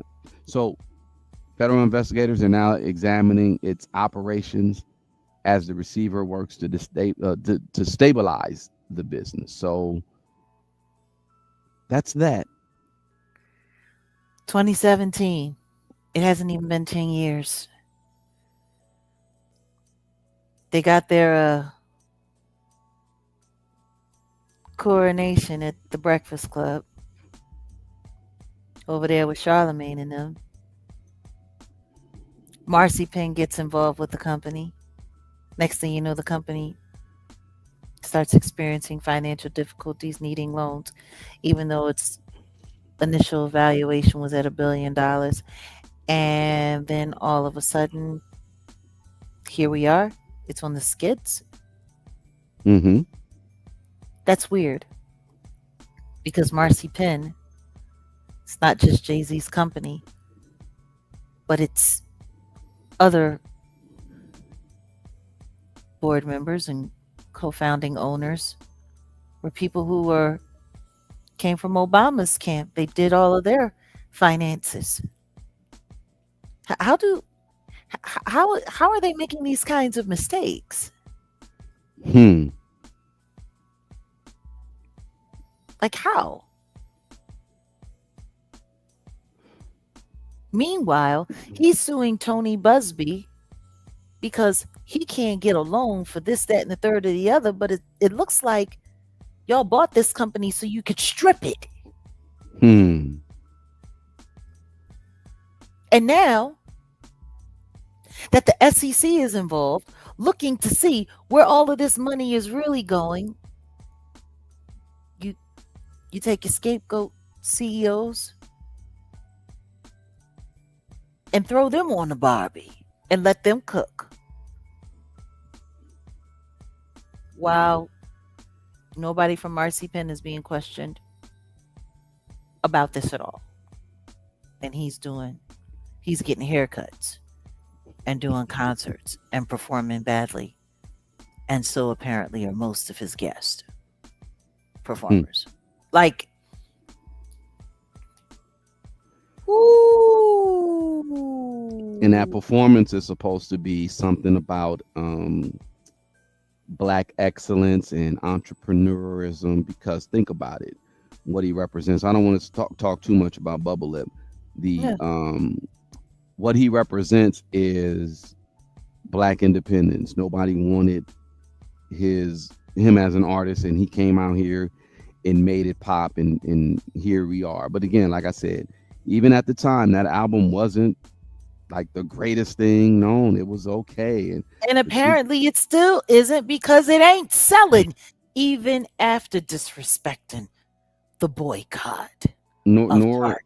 nor is his streams um taken off. Usually, if something happens, the streams, Go and up. I'm a tie in streams because streaming is tied in back to this Fonnie Weaver Uncle Nearest situation Mm, and all that, because this is where I'm going to go with it.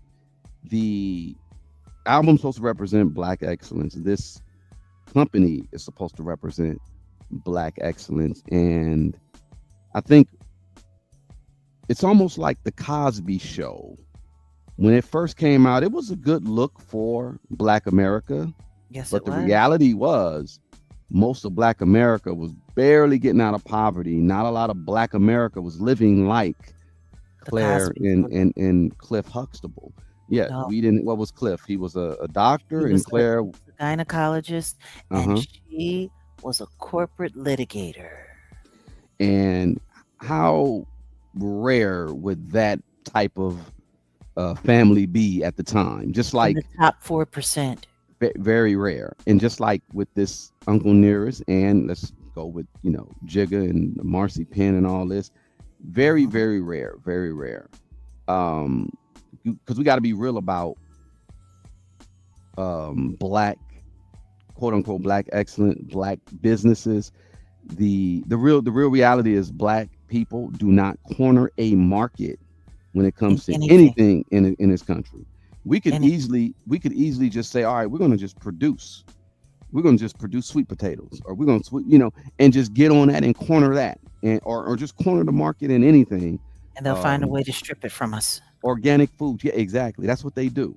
So speaking of, when you said streamings, um I'm gonna just tie in, and it's kind of done a little raggedy, but I'm gonna try to. I was tying in streaming because I was hearing something about the waterway connected to the Uncle Nearest story. Hmm. There was a creek, a small stream in the Lynchburg County, Tennessee, Right? Louis Creek.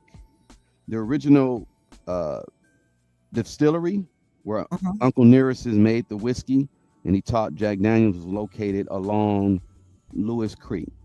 Right.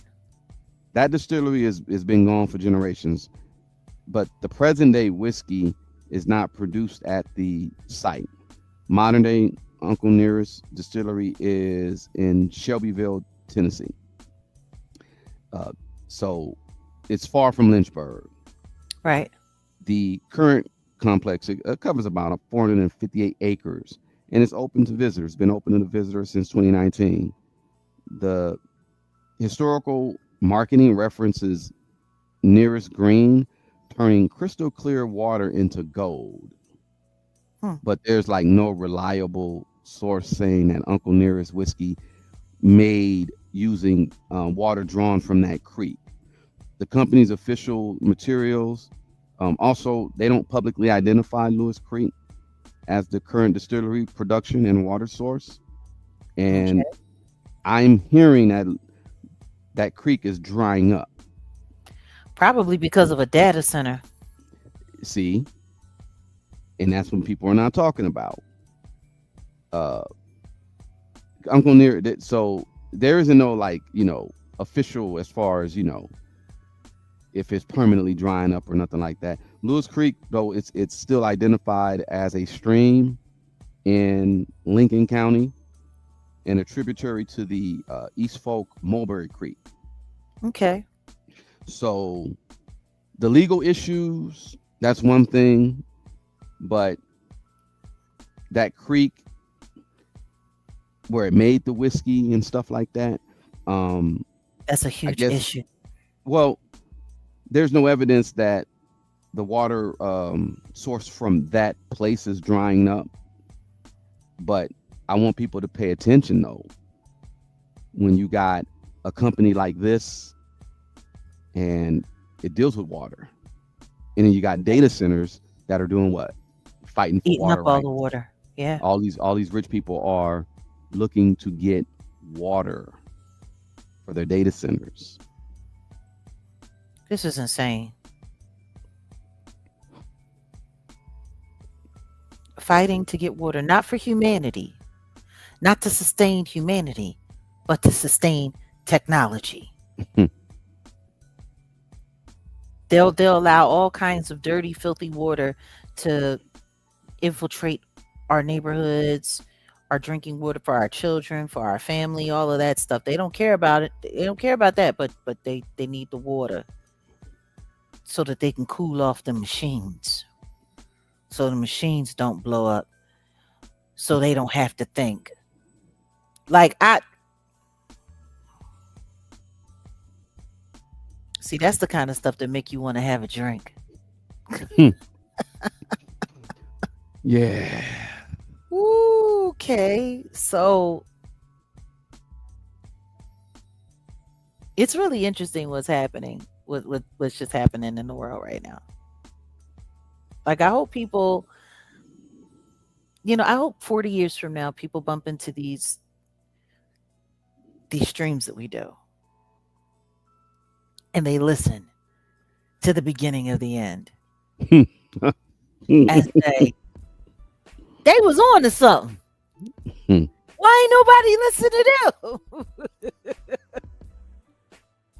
But hey, what are you saying here, Judah? The fact is, they need the machines. It's the beast system, the Tower of Babel. Indeed, Yep. indeed. You see how that turned out? Out of nowhere, everybody started speaking a different language. They were forced to abandon the build. They just had a big old tower going to nowhere. Hmm. Salute, Samantha. Thank you for the contribution to the channel and sponsoring this, being a co-sponsor for this stream. She says it's no coincidence the same names and people are stirring in the same crack pots. I Mm-hmm. agree. I Mm-hmm. agree. I agree. We talked. It's just Yeah. round and round and round we go. Same, just same, It's the same, same same. people. We just mentioned Bill Gates. Bill Gates is, he's getting into agribusiness and stuff like that. Y'all, so Yeah, keep that. he's been in Well, agribusiness. yeah, he's been in there. He's been in there. He was tied to Mr. Epstein. Yes, he was. We also just mentioned, Rumler and, her connection to Obama. Jigga, Obama. Yeah, very interesting. Very It's interesting. always the same group of people. You know, these exclusive little groups and these exclusive little clubs, the deeper you go and the closer you pay attention, you'll come to find out that they're not making plans for our future, for the future. They're making plans for their future. Right. Much different conversation. Much different conversation. So what else do we got on the docket? We got a lawsuit to talk about, don't we? Yeah.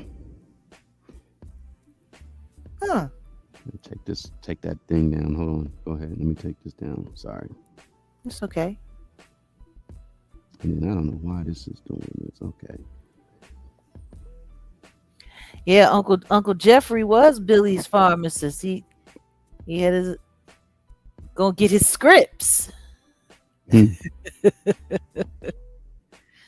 My God. All right, here we go. Here we go. Now, Nasty Girls. That's the song from Biggie's album. Mm-hmm. Yep. Okay. Remember the one off of Biggie's second album, You Nasty, You Nasty, You Nasty Girl. Oh, you nasty. Yeah. Yeah. Biggie, you so nasty. Right. Yeah. Now, but not only Biggie, Snoop used it. He sampled it in I Want to in one of his songs. I think I Want to Thank You. And Angie Stone as well. They mentioned Angie Stone in this lawsuit. Oh. Sean Combs, aka Diddy, Snoop Dogg.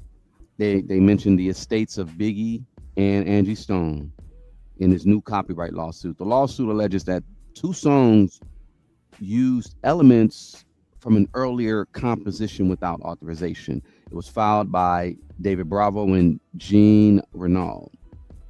The complaint, it claims that Nasty Girl and I Want to Thank You incorporated parts of their 1980 song Skatin', originally performed by Umir Deodato. So the plaintiffs argued that the earlier tracks, harmonics, the rhythmic and melodic elements were used as a foundation for the later recordings. So they say they co-wrote and produced Skating. They also claim that portions of the song were used to support newly recorded vocals and rap performances. The lawsuit also includes an assessment from a musicologist and record producer, Thomas Shepard. The plaintiff Oh, said that Shepard identified similarities between the two works. So the following names, they named Combs, they named Biggie's estates, and Nelly in connection with the 2005 song Nasty Girl. Meanwhile, Snoop Dogg and Angie Stone estates were linked to the 2004 track I Want to Thank You. Jazzy Faye received credits on both of the songs. He's also named as a defendant. yeah, Jazzy Faye. Yeah. The complaint also takes aim at Sony Music Publishing, and this is where it gets interesting here.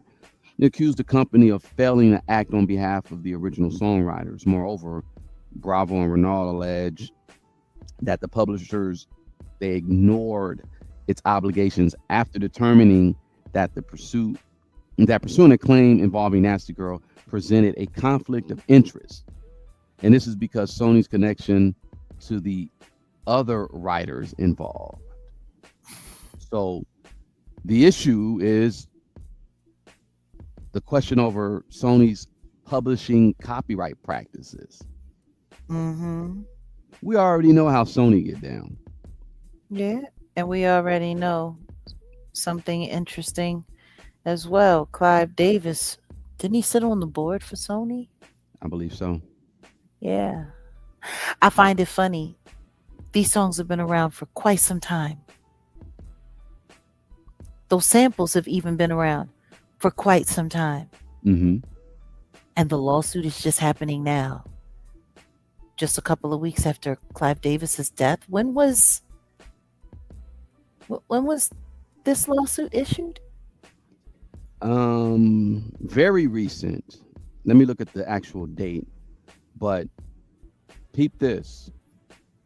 They said Sony Publishing deliberately turned a blind eye to the unauthorized use of the plaintiff four-bar foundational backing track. This is what the Mm-hmm. lawsuit says. It says it's a flagrant disparity highlights that Sony Publishing refusal to protect the plaintiff's copyright was not an administrative oversight, but a calculated decision to maximize the profits of its other lucrative clients at the direct expense of the plaintiffs. So Uh-huh. according to the filing, Bravo and Renault did not discover the alleged unauthorized use until May of 2024. So that answers the question of, you know, why it has been going on for so long. So here we are 2 years later. As a result, the lawsuit now places a renewed attention on long-running debates over music sampling, copyright ownership, and the role publishers play in protecting the creator's work. So the people that used that four-bar backing track, Diddy, Snoop, Angie Stone, they were And making now way more money. And yeah, they were making way more money than then the the original. original person. Yeah. Yeah. Yeah.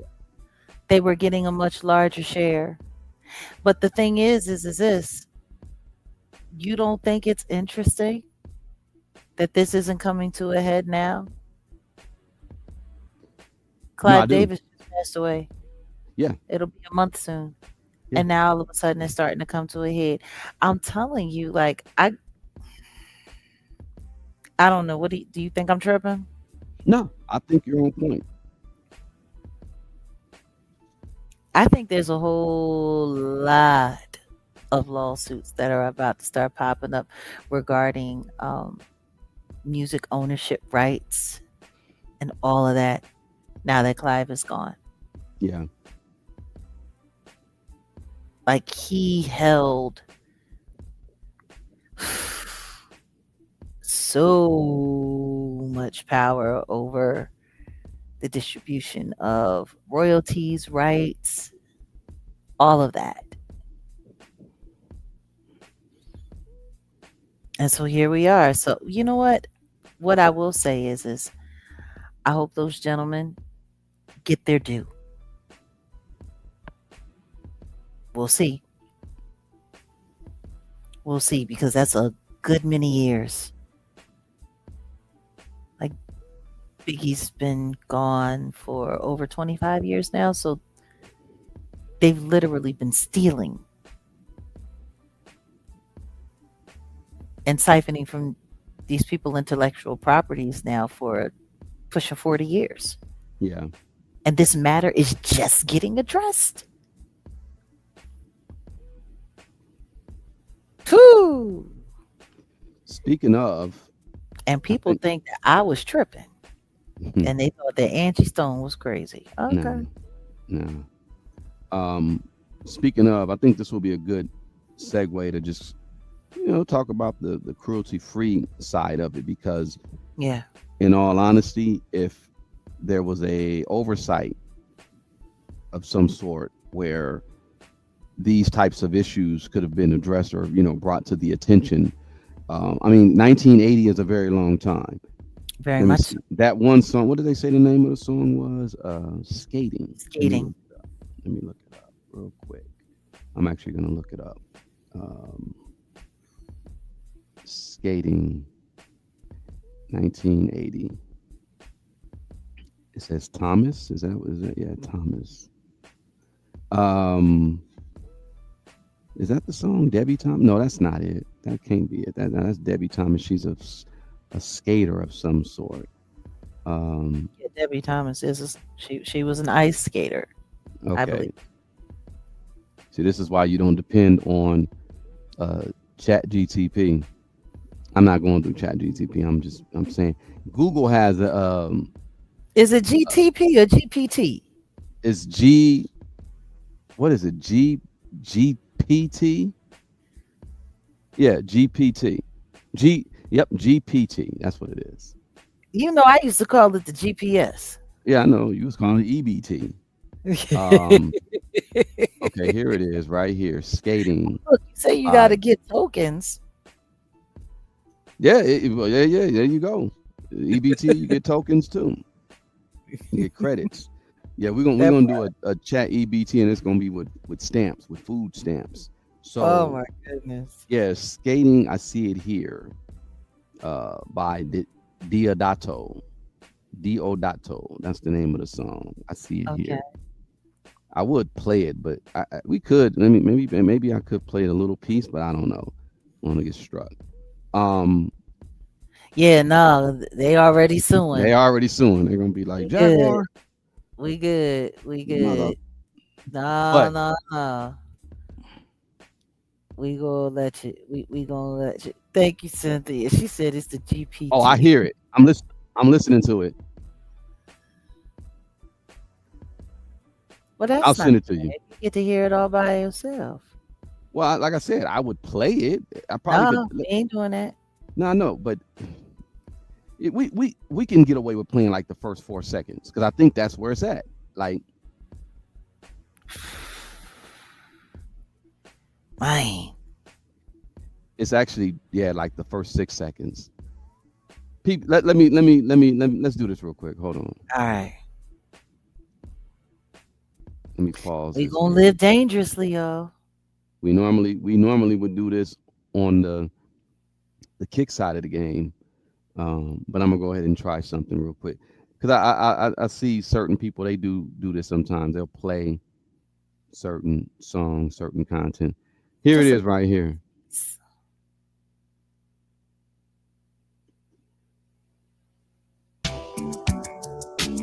So I don't know if that was the part, but I'm thinking about the song that Snoop and them did, and I'm gonna listen to the whole thing eventually, because it's a nice little groove. I like that. It sounds dope.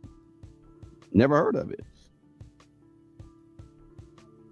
Did everybody hear it? No, I didn't hear anything. Nobody heard anything? No, I didn't. Let me see. Leave that dead man alone, right?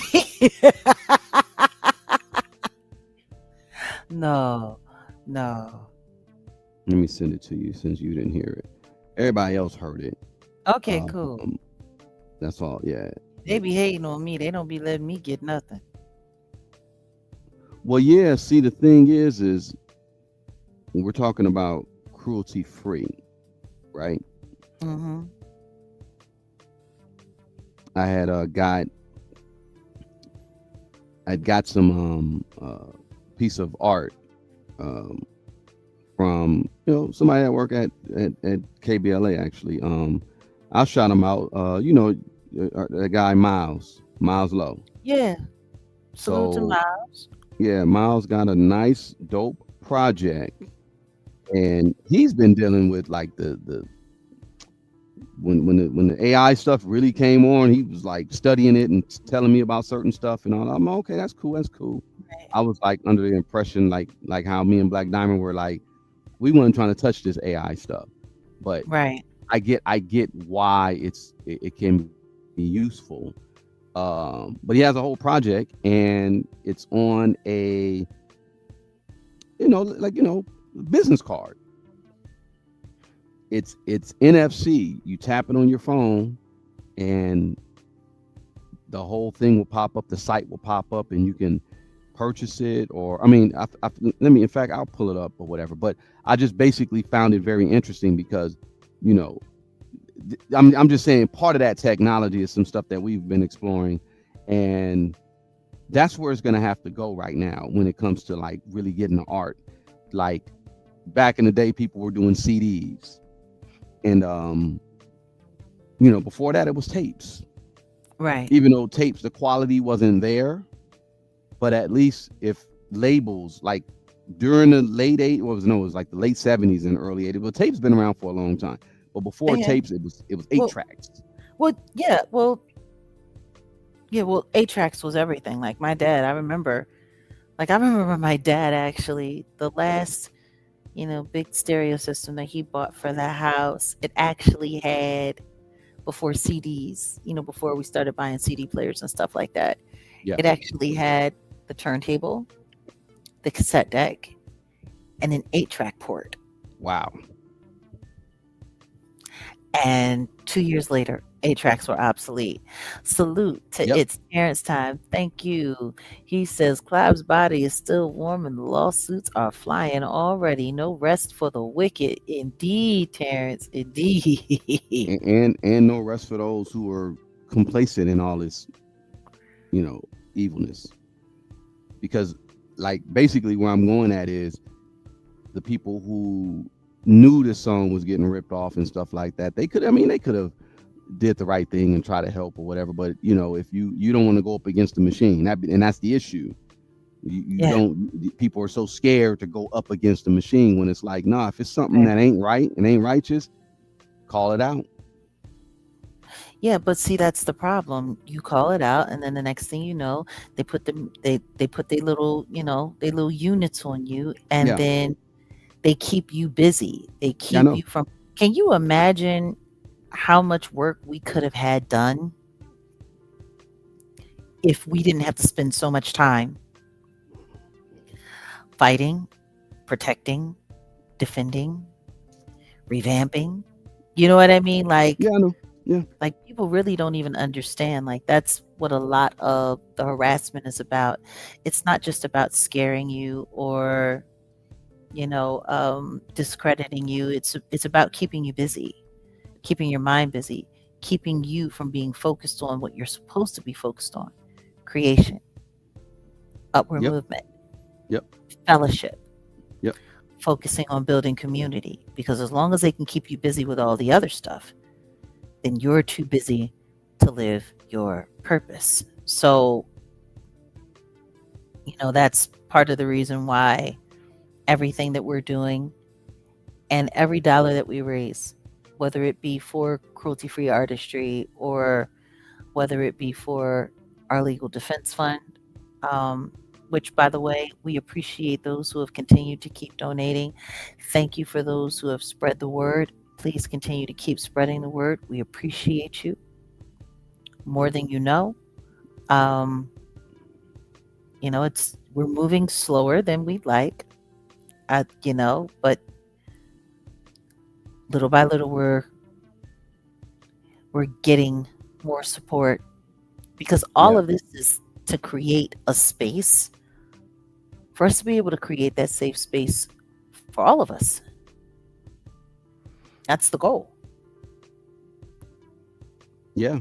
It's really for, see, the problem with the music industry now, and I know you talked about it before. I am done with the nepotism. It's whack. But I get it. If there's certain families that just have the talent, and okay, cool, I get it.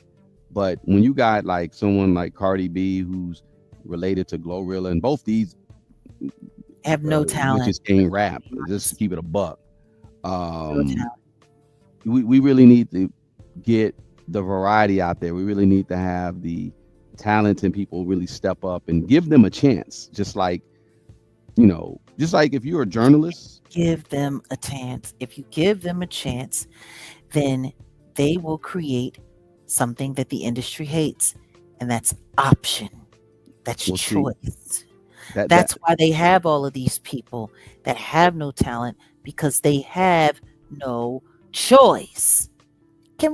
Look, everyone sat there and made a big deal about those performances that were going on over there at Yankee Stadium over the course of last weekend. And let's be very, very, very honest. Most of them lacked luster. well, first It off, was, ooh, you're it was not like a celebrity petting zoo. if you're not able to put on a whole show, like I at least give it to Busta Rhymes. Busta Rhymes can put a whole Put on show a show by and then himself. nobody there By himself. by himself. But that's real performance. That's Yeah. real performer.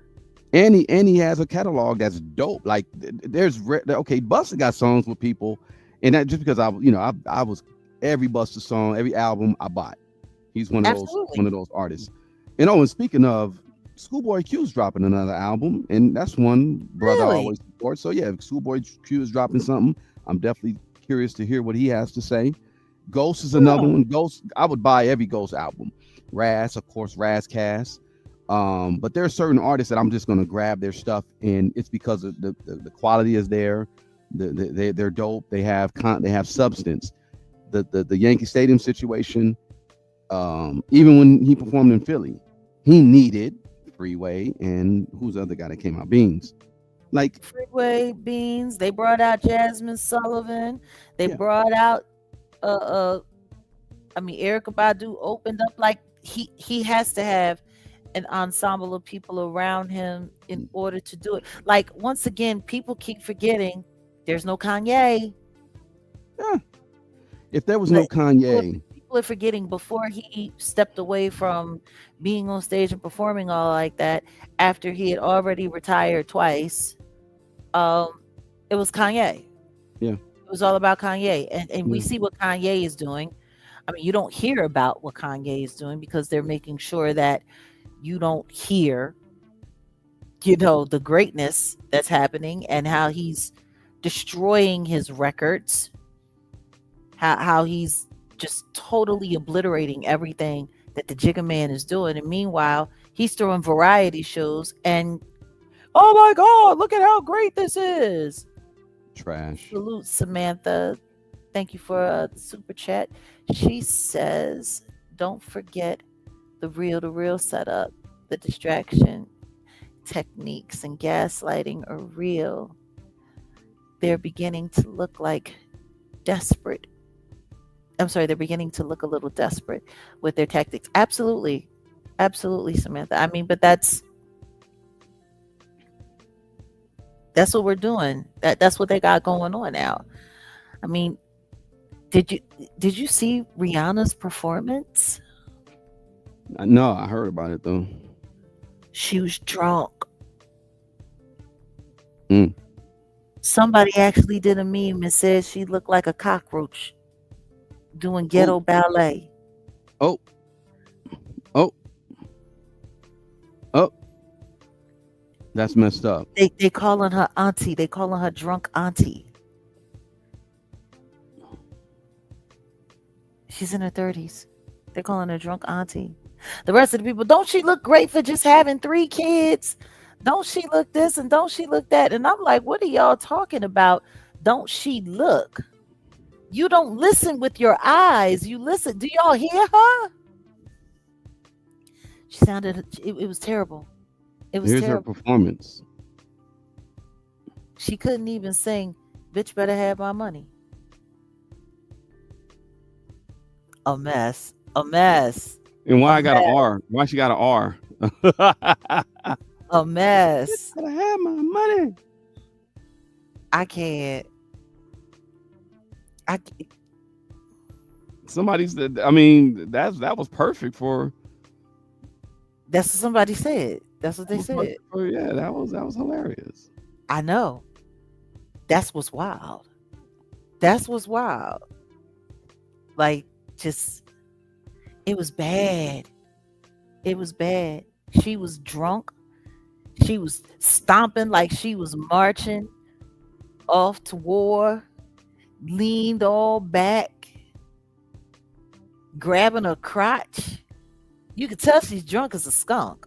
It was awful. It was awful. It was absolutely terrible. Tiana Taylor came out running out on stage, all dressed like a B-girl, singing "You Can't Knock the Hustle," or trying to. You could barely hear her, and what you could hear was awful.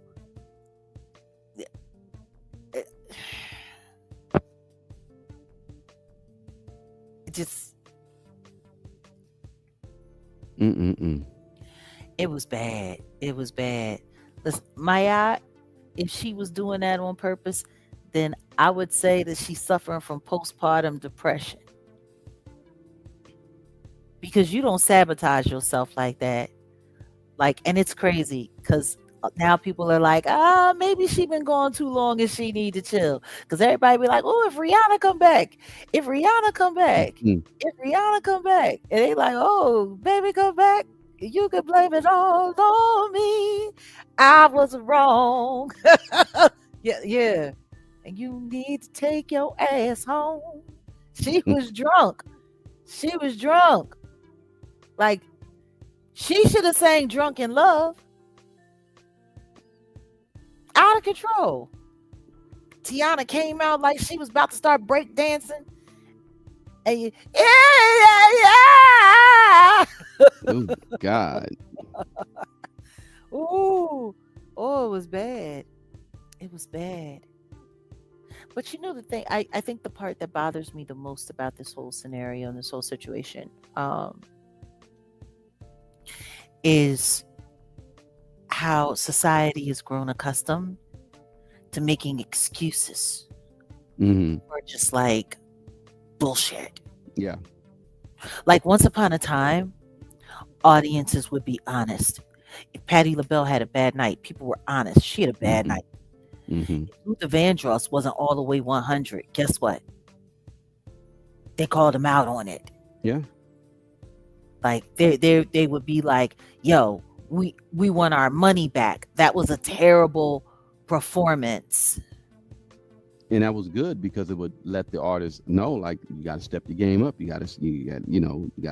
can't just be out here lackluster with your performance. Not anymore. Not anymore. Not even the Beyonce. Like it was just all the stuff that I've seen. It's just, and I'm not watching any of his shows because I already understand what it is. It's the Great Mesmerizing Campaign. 555. I'm not interested in being influenced. I'm not interested in being emotionally manipulated. But we don't hold these people accountable anymore. And they're sitting there just laughing. Yeah. Like even Tiana Taylor, like the simple fact that they just named you Icon of the Year, and then you come out sounding like a drunk, looking like a drunk Cabbage Patch Kid, and sounding literally like a broken record.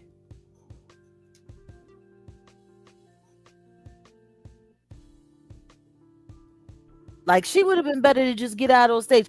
Like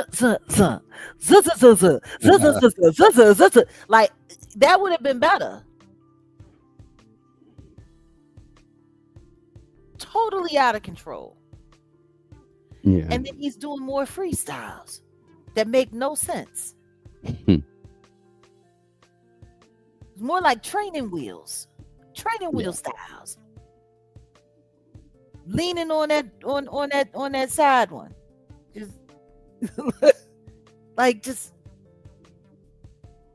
and it's so wild. And salute to Urban X because they were literally saying, you know, Miles, and salute to Miles for calling it out. He said, I think he thinks he's still doing it. Who's Miles? Who you talking about? I'm sorry, not Miles, Malcolm. Malcolm. Yeah. I keep confusing people's children. But Malcolm was saying, he was like, I think he thinks he's doing more than what he's doing. He said, I think does he really think he hitting? He said it's given. You can't. You lost your crossover. Like he's up there. He was like, I think he needs to. And then Black Dot said, I think he needs to write his freestyles down. And guess what? Love Black Dot, but I can do you one better. He does write them down. That was his written. And they were sitting up there talking about how he was doing his freestyle and how he was pausing, waiting for people to catch what he was saying. And they weren't responding. Because there was nothing to respond to. And he repeated it again. So they go, yeah. like this is it. Wait a minute, Cat. This is the freestyle. So they didn't say me each left. Come on, Rob. Go, Rob.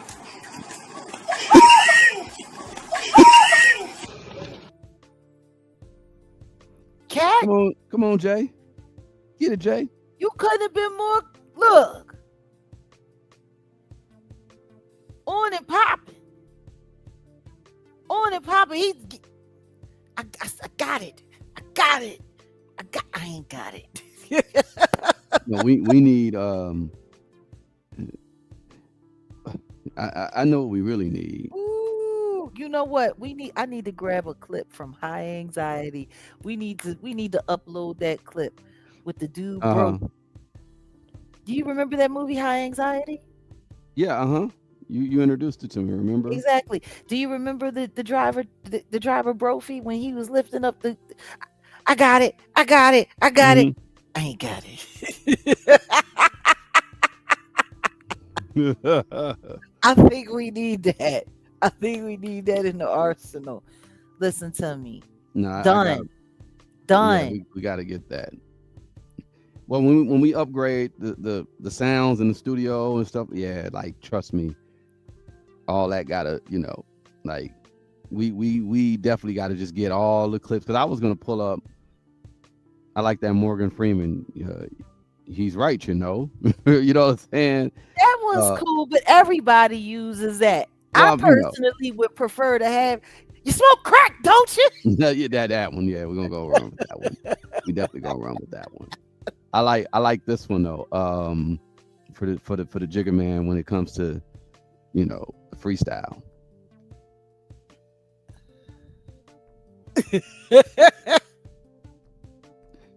Raindrops would fall. Yeah. It's like this. Yeah, baby. I wish you. Yeah. I ain't got it. I ain't got it. A mess. Just ridiculous. Fall. But people spent all that money though. They spent all that money to sit there and watch a struggle performance with a bunch of struggling performers who are still heralding themselves as the best of the best when they weren't the best of the best when they came out, and they were there to replace the best of the best.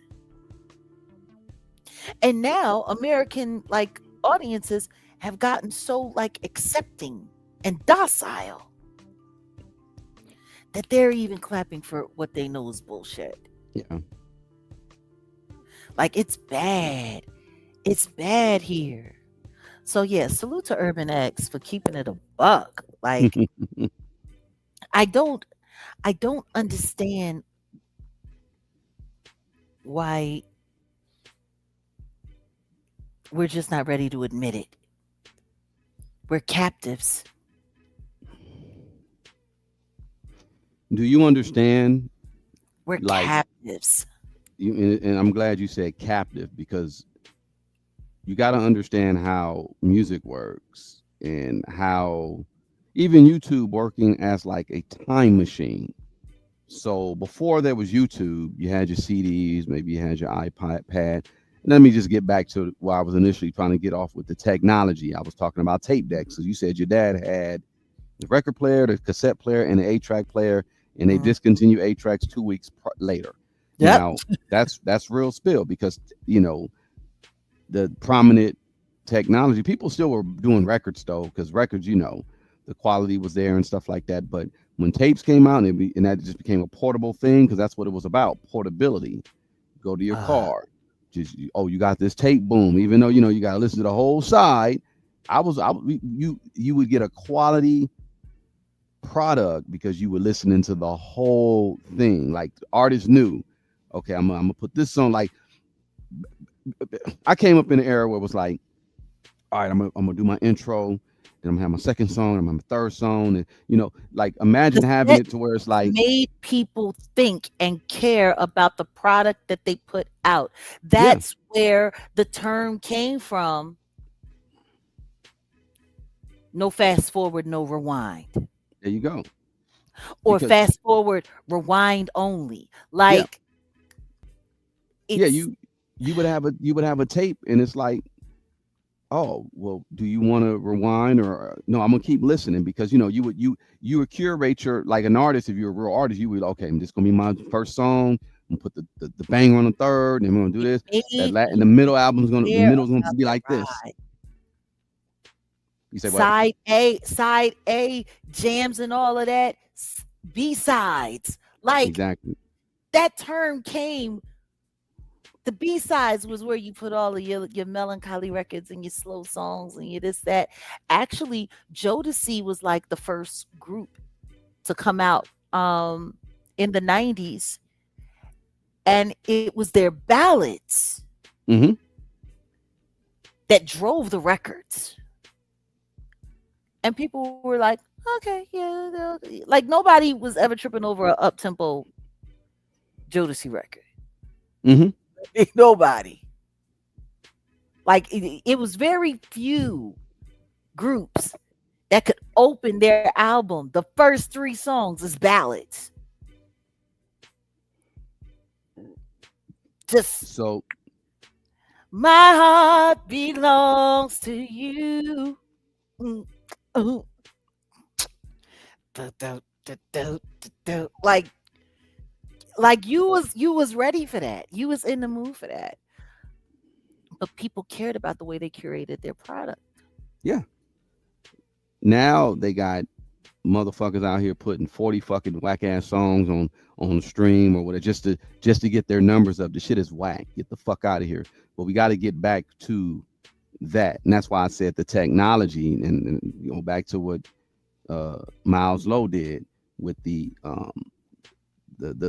card. He basically just had a card. He's like, here you go, Wolf. Boom. I'm like, oh, this is dope. And he's selling the cards. It got all his product. It's got video. Like you could do everything. You could just have one single, or you could, like, it's a dope technology. Cool. But we got to get back to the hand to hand, like in the Mhm. real art. Because that's really where I'm really going at, the real artistry, the hand to hand and the real artistry. So instead of him going to go press up 1,000 CDs, he can get a bunch of those NFC cards put up and be like, yeah, $10, boom, and make a living. You know what I'm saying? Like if you're dope, like if your stuff is really that dope, where people are like, oh, boom, yeah, they're gonna buy into it. They're gonna really support you, because that's really where it's at right now. I'm sick of them forcing artists on us, and this whole payola, and like that's done. That's whack. We got to get back to the real culture. But back to what I was saying about this whole time warp or time machine that they got us in. Like you say, we're stuck. Yeah. YouTube is a time capsule. If you were, let's say you're born in the mid 70s or even the 90s, mid 70s, you probably all your joints that were dear to you were probably produced in the late 80s, early 90s. That golden era of hip hop. So you will go back and go listen to children's story. You can remember, or if you're born in the 2000s or 90s, 2000s or whatever, you go listen to some Kesha or some Pitbull or some Flow Rider. I remember I was in junior high. I Say was in high Kesha? school. I know. Listen, yeah, I said that. Wow. Listen to where I'm going with it. No, I'm saying I haven't heard that name in years. Well, because they, I almost I forgot she on this existed. on the Sirius XM radio, I listen to all the, yeah, I got my little stations that I listen to.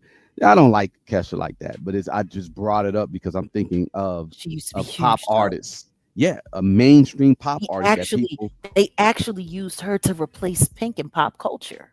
Yeah, yeah. And people were talking about Pink. That shit was funny. Thought crimes. They had me dying. They were like, Pink.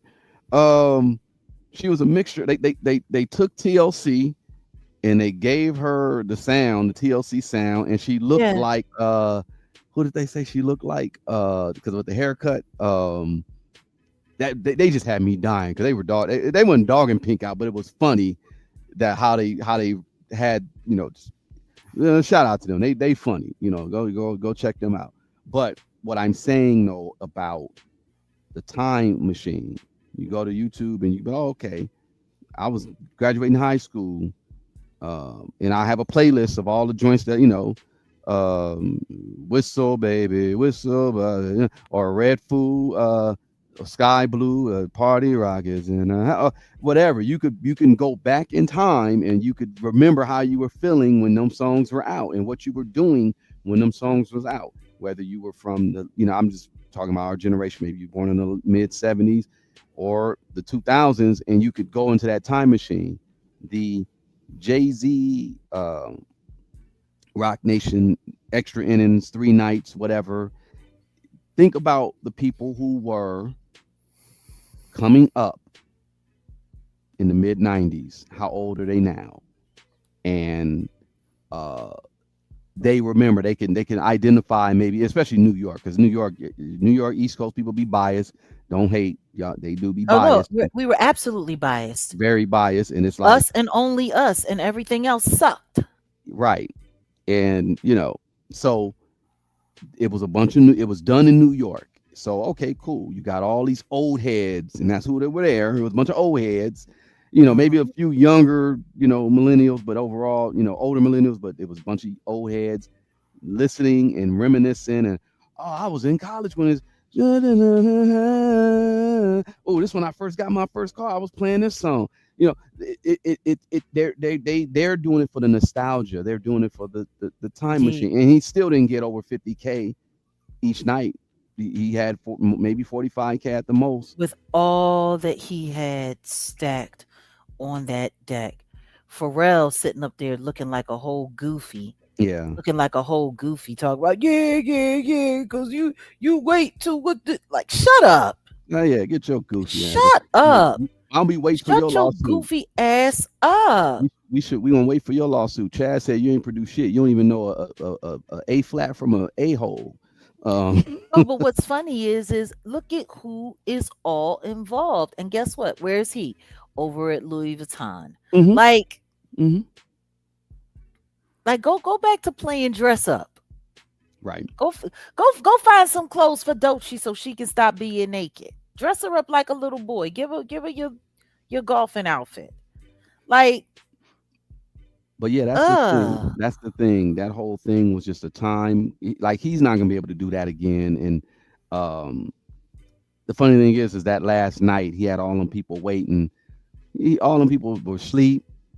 You got 50 plus people, 50-year-old plus people in there waiting an extra 3 hours when it's like, think about that too. Think about what he was trying to do. Somebody was like, oh no, that wasn't the case. It was a scuffle, blah, blah, blah. No, I'm hearing that was all done like on some intentional shit. So what do? You got more people waiting. They're gonna order food. They're gonna buy Mm-hmm. drinks. They're gonna, They're gonna they're hang gonna they're around, gonna hang around. And so he's bringing up the revenue for Yankee Stadium, which I mean, okay, I get it. I get it. Okay. which he needed to because apparently there wasn't a lot of money being spent. Like the stuff that I'm peeping and I'm listening to because they're keeping the real conversation about what that whole experience was really like. They're keeping it Yeah. real quiet. Like Yeah. they are literally curating everything. They are literally sitting here like it's just all make believe. It's Mm-hmm. all make believe, and Mm-hmm. it's insane. But people have become accustomed to believing this, just going for it, just falling for it. Like it's just like, damn, where was all of this cooperativeness when I was younger, man? I could have really put this shit to use. Yeah, we're gonna get back to the point or the days of real artistry. I think um we're at the precipice of something. 2030. You don't let this stuff die out for the next couple of years. These industry people think they're really gonna just keep controlling and running, They're trying. but it's not gonna work. People are waking up, people are seeing what it is, and they know what it is. So they're gonna do everything in their power to prevent us from creating this new paradigm. To be honest, that's really what it is. And it's not Mhm. like, we're the, it's no, it's not just us, it's others, it's and it just has to happen. It's It an has to happen. entire it's an entire awakening of viable and real, gifted, just beautiful, beautiful souls. Like I don't think people understand. There are so many people out there that have so much to share, so much to give, and they are literally just being just drowned out by all of the noise. And I understand why when I first started talking about cruelty free, when I first started talking about Philadelphia, when I first started putting, the possibility out there, what we can create, what we can do, what we don't need, what we do need. I understand it. Like it's just like they're like, oh hell no, how are we supposed to control this? How are we supposed to take advantage of it? How are we gonna skim off the top? How do we create? If y'all got no that no, we need unfair. We're used to unfair. We don't want fairness.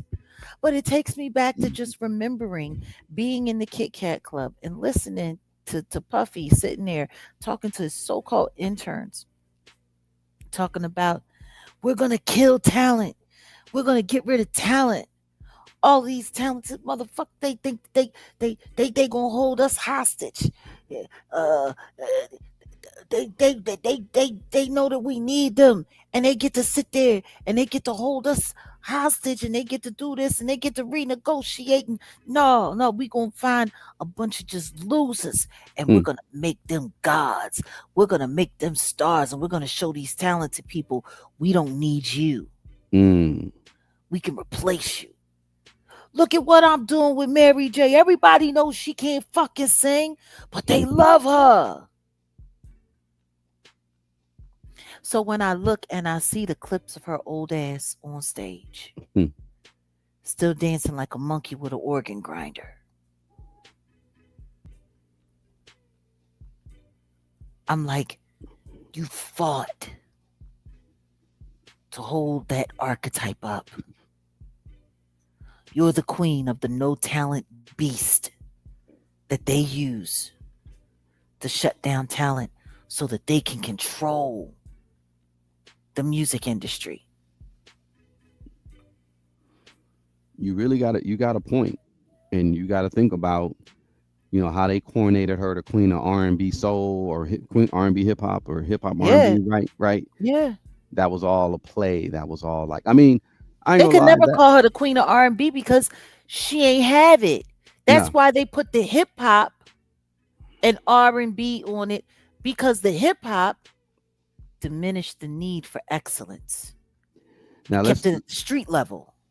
let's not take away from her first little album or whatever. It was a classic. What's the It's not 411? it's not. My Life, Yeah. Share My World. Listen to me. They were great records. Well, They were produced well, but she always sounded like shit. and so I'm just gonna say Do you know I how much? wasn't. Do you know how much they used? They were still using Eventide on her voice. They were still they were altering her voice even back then in the mix.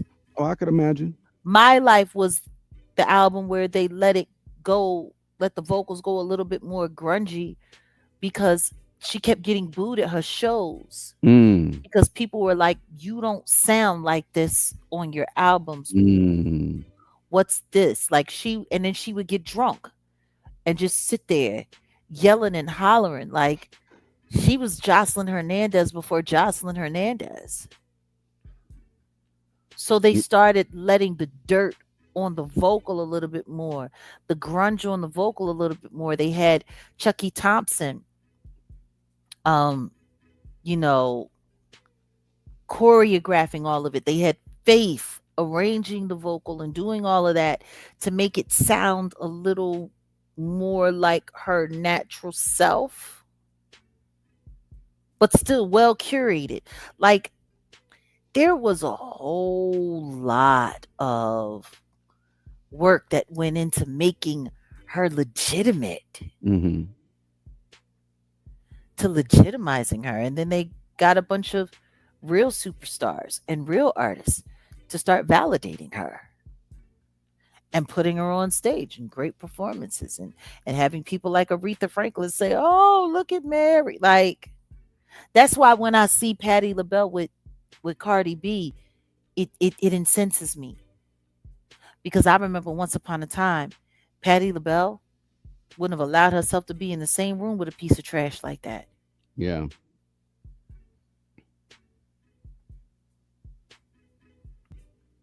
So it's just like, ooh. But yeah, I mean, look, we've had our conversations. I'm not even going to get into the whole, yeah, we going to cut it short because if we get to talking about that, we'll be here for another 45 minutes. I ain't even trying. No. Nah, so guys, it's been great. It's been another weekend wrap up. Just like I said, everything that went on this week, you would have thought we wouldn't have had anything to talk about, but apparently there were still other things that were happening in the world. It's always a pleasure to be able to come and just sit here with you guys and hash it out and share the information for those of you who might have heard it, for those of you who might not have heard it.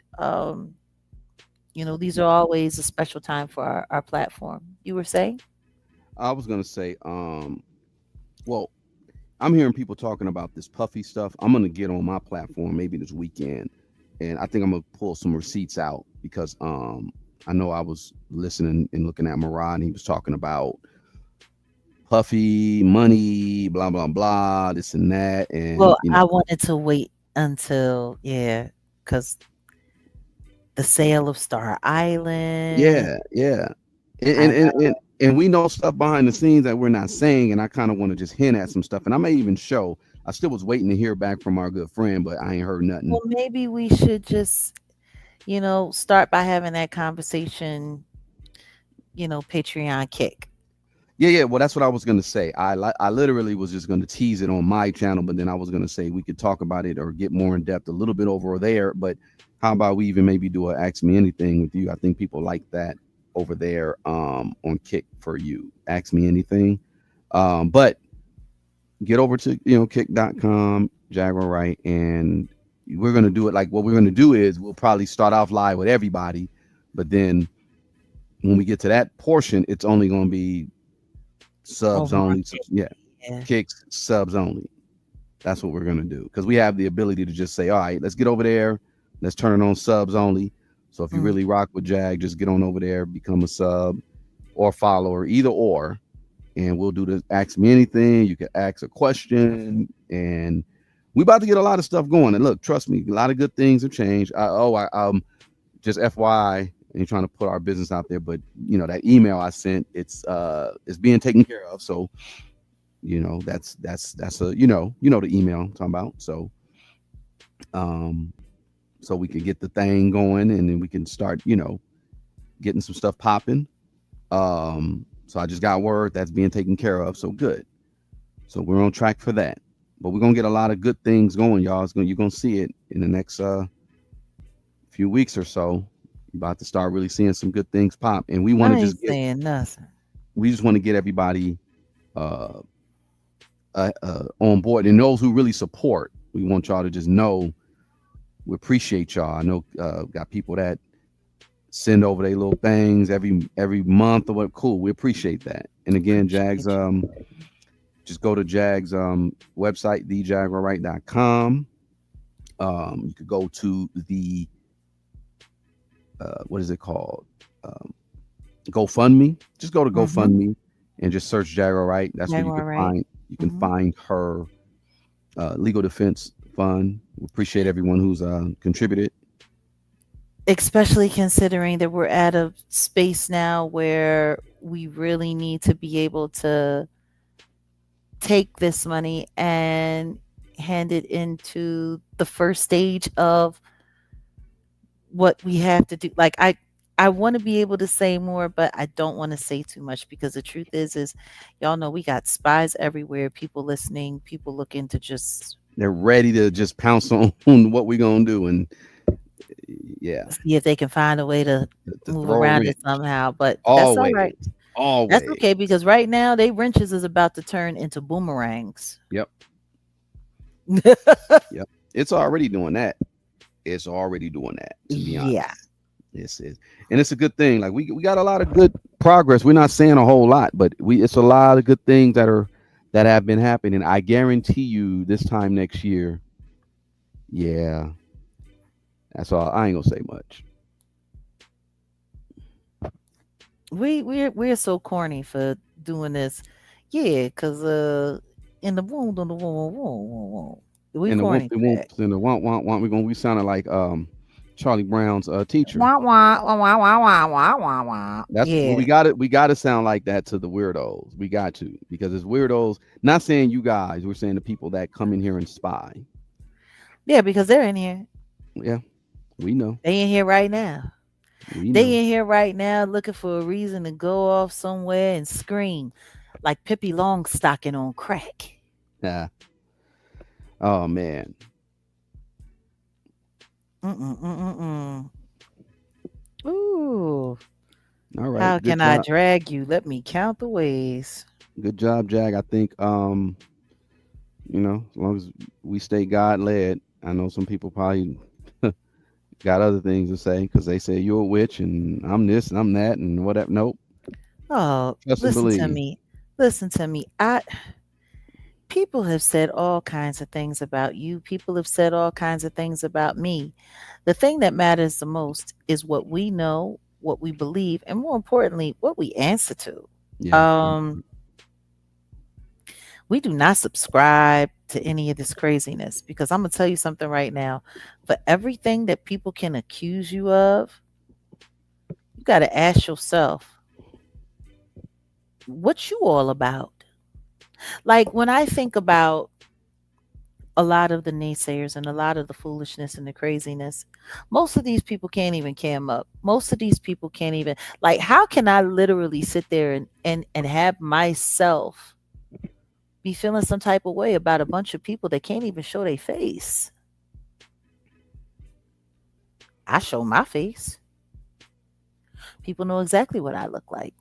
It's real easy to play tough when you're hiding in a closet somewhere, sitting online all day, running your mouth, acting a fool, acting crazy. Like, that's easy to do, but at the end of the day, when I think about certain people that have been talking crazy about me for years, like for years, you spent all of this time talking about me. You spent all of this time stalking me, harassing me, and following me. And guess what? Do you ever talk about your own life? do you have a life? Well, Like you got to feel bad for those people. These people are hidden, so listen and they to don't me. talk. Wait a They don't minute. talk about. They go ahead. What no, cuz Mayat said something. Mayat says if Jag was a witch, what do you think would be going on with them now? They need to be grateful she isn't a witch or a cop. Thank you, Mayat. Right. That part. But the funny thing is certain people they do have real problems in their life, and they don't want that to be discovered. But and it ain't gonna be in my I am not gonna say anything about anybody on YouTube. Trust me. I'm gonna let the litigation do what it do. And guess what? I produce documentaries. You guys will see a documentary of all this, and everything will be revealed. I know some people are running around here talking about this person's discovered, blah blah blah, this and that, but they can't do it because of okay, all right, shut the fuck up. Number Um, one, number one, let's just be very clear. For people to sit around and say that they got the goods and are refusing to move expeditiously to get criminal charges on people that have done all the so-called terrible things. Mm-mm. yeah, I don't that's believe sus. you. That's I sus. don't believe we don't believe you. You need more people. We don't. Like it's just funny. It's funny because I can't wait for everybody to see how many of these people. Mm, that's all. Yeah, I'm gonna just shut up. I'm gonna just just shut just up right just now. know, number one, there's a documentary coming. You ain't fooling nobody. That I There's tell a you, there's you a ain't whole fooling documentary nobody. coming, a whole documentary, and it's gonna be, yeah, it's gonna be And you can interesting. you can throw as many names out as you want and call yourself trying to put the scent off on somebody else. Ain't nobody worried about it. We gonna stay focused on what we focused on. Hmm. Ain't no squirrels over here where you sitting there and you focused on one thing and then next thing you know you're chasing chasing a truck Hmm. down Say the something street. else. Yeah, Yeah, yeah. no, no, no, no, no, no, no, no, no, Be no. We focused. we focus. You Roaches throw world. throw all the names around that you want and put all the signs on people's backs. If we was worried about no, we're not interested in chasing down handicapped people. Not interested. Ain't much of a chase anyway. Mm. All I need is a good stick. Throw it in them wheelchair wheels. I ain't even got to go over there and do nothing to you. The rest of the gravity will handle the rest. I ain't got to do nothing. Not at all. But people, that's just the nature of this. I think people get so used to getting away with something that they really think that they just got it licked. And you got to be very, very, very careful because pride comes before the fall. Hmm. The more proud you are, the more worried you should be. And oh, thank you. Salute. Salute, Samantha. Appreciate Thank you. you so much. But no, seriously, like pride comes before the fall. Like you can sit there and you can think you're getting away with something. You can think that it's going down, but I'm telling you right now, it ain't what you think it is. It really isn't. It really isn't. Not So at all. good luck to everyone. And people who want to start talking about witches and all of that, like you have to pay attention to the nature of witchcraft. Like, I wish more people would study what the nature of all of that is so that they could have a better understanding of how things are really rocking and how things are really working. Um, witches, they chant, they create echo chambers of chaos. Like every time y'all hear people talking about Diddy's coming home, Diddy's coming home, Diddy's coming home. See what they do is they try to affirm their wishes and their hopes in real time, hoping that they can make it happen. See, that's witchcraft. Every time they lie to you and tell you that Diddy's coming home, that's a witchcraft ploy. Like every time people have sat online and wished my harm and wished my demise. Like the only reason they were able to pull off the things that they were able to pull off was because they had actual real people in my life working on the gaslighting campaign in real time to push their aim through. Like all of these sectors, people should replace the name of sector with coven.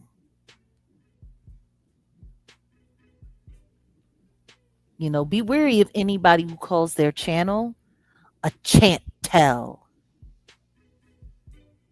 Chant, chant and tell, chant and tell.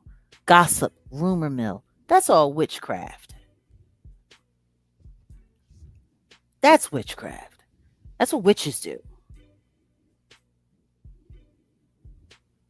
They try to speak their evil deeds and their evil wants into existence. Be very careful. Yeah, like calling Beetlejuice or Candyman. Mm, mm. Facts. So yeah, but we got that. I can see why. And anybody who accuses us of being some old crazy off the wall stuff, take a closer look in their backyard. Bet you find some chicken bones in a boiling pot, an eye of newt, rat tails and carrying on. Mm. You know, owl ears and chicken's feet. Very ritualistic. So we out of here. You ready to go? Yep. I Okay. gotta get on some call, make some calls, and handle some business. But no, appreciate y'all. And yeah, like I said, I'll probably do something this weekend for sure, just about that Diddy stuff, the Okay. finance stuff. I think that's what's happening. And Indeed. yeah, that's it. All right, y'all. Well, we out of here. It's been another great weekend wrap up. We will see you soon. Salute. Akshaya always. Peace.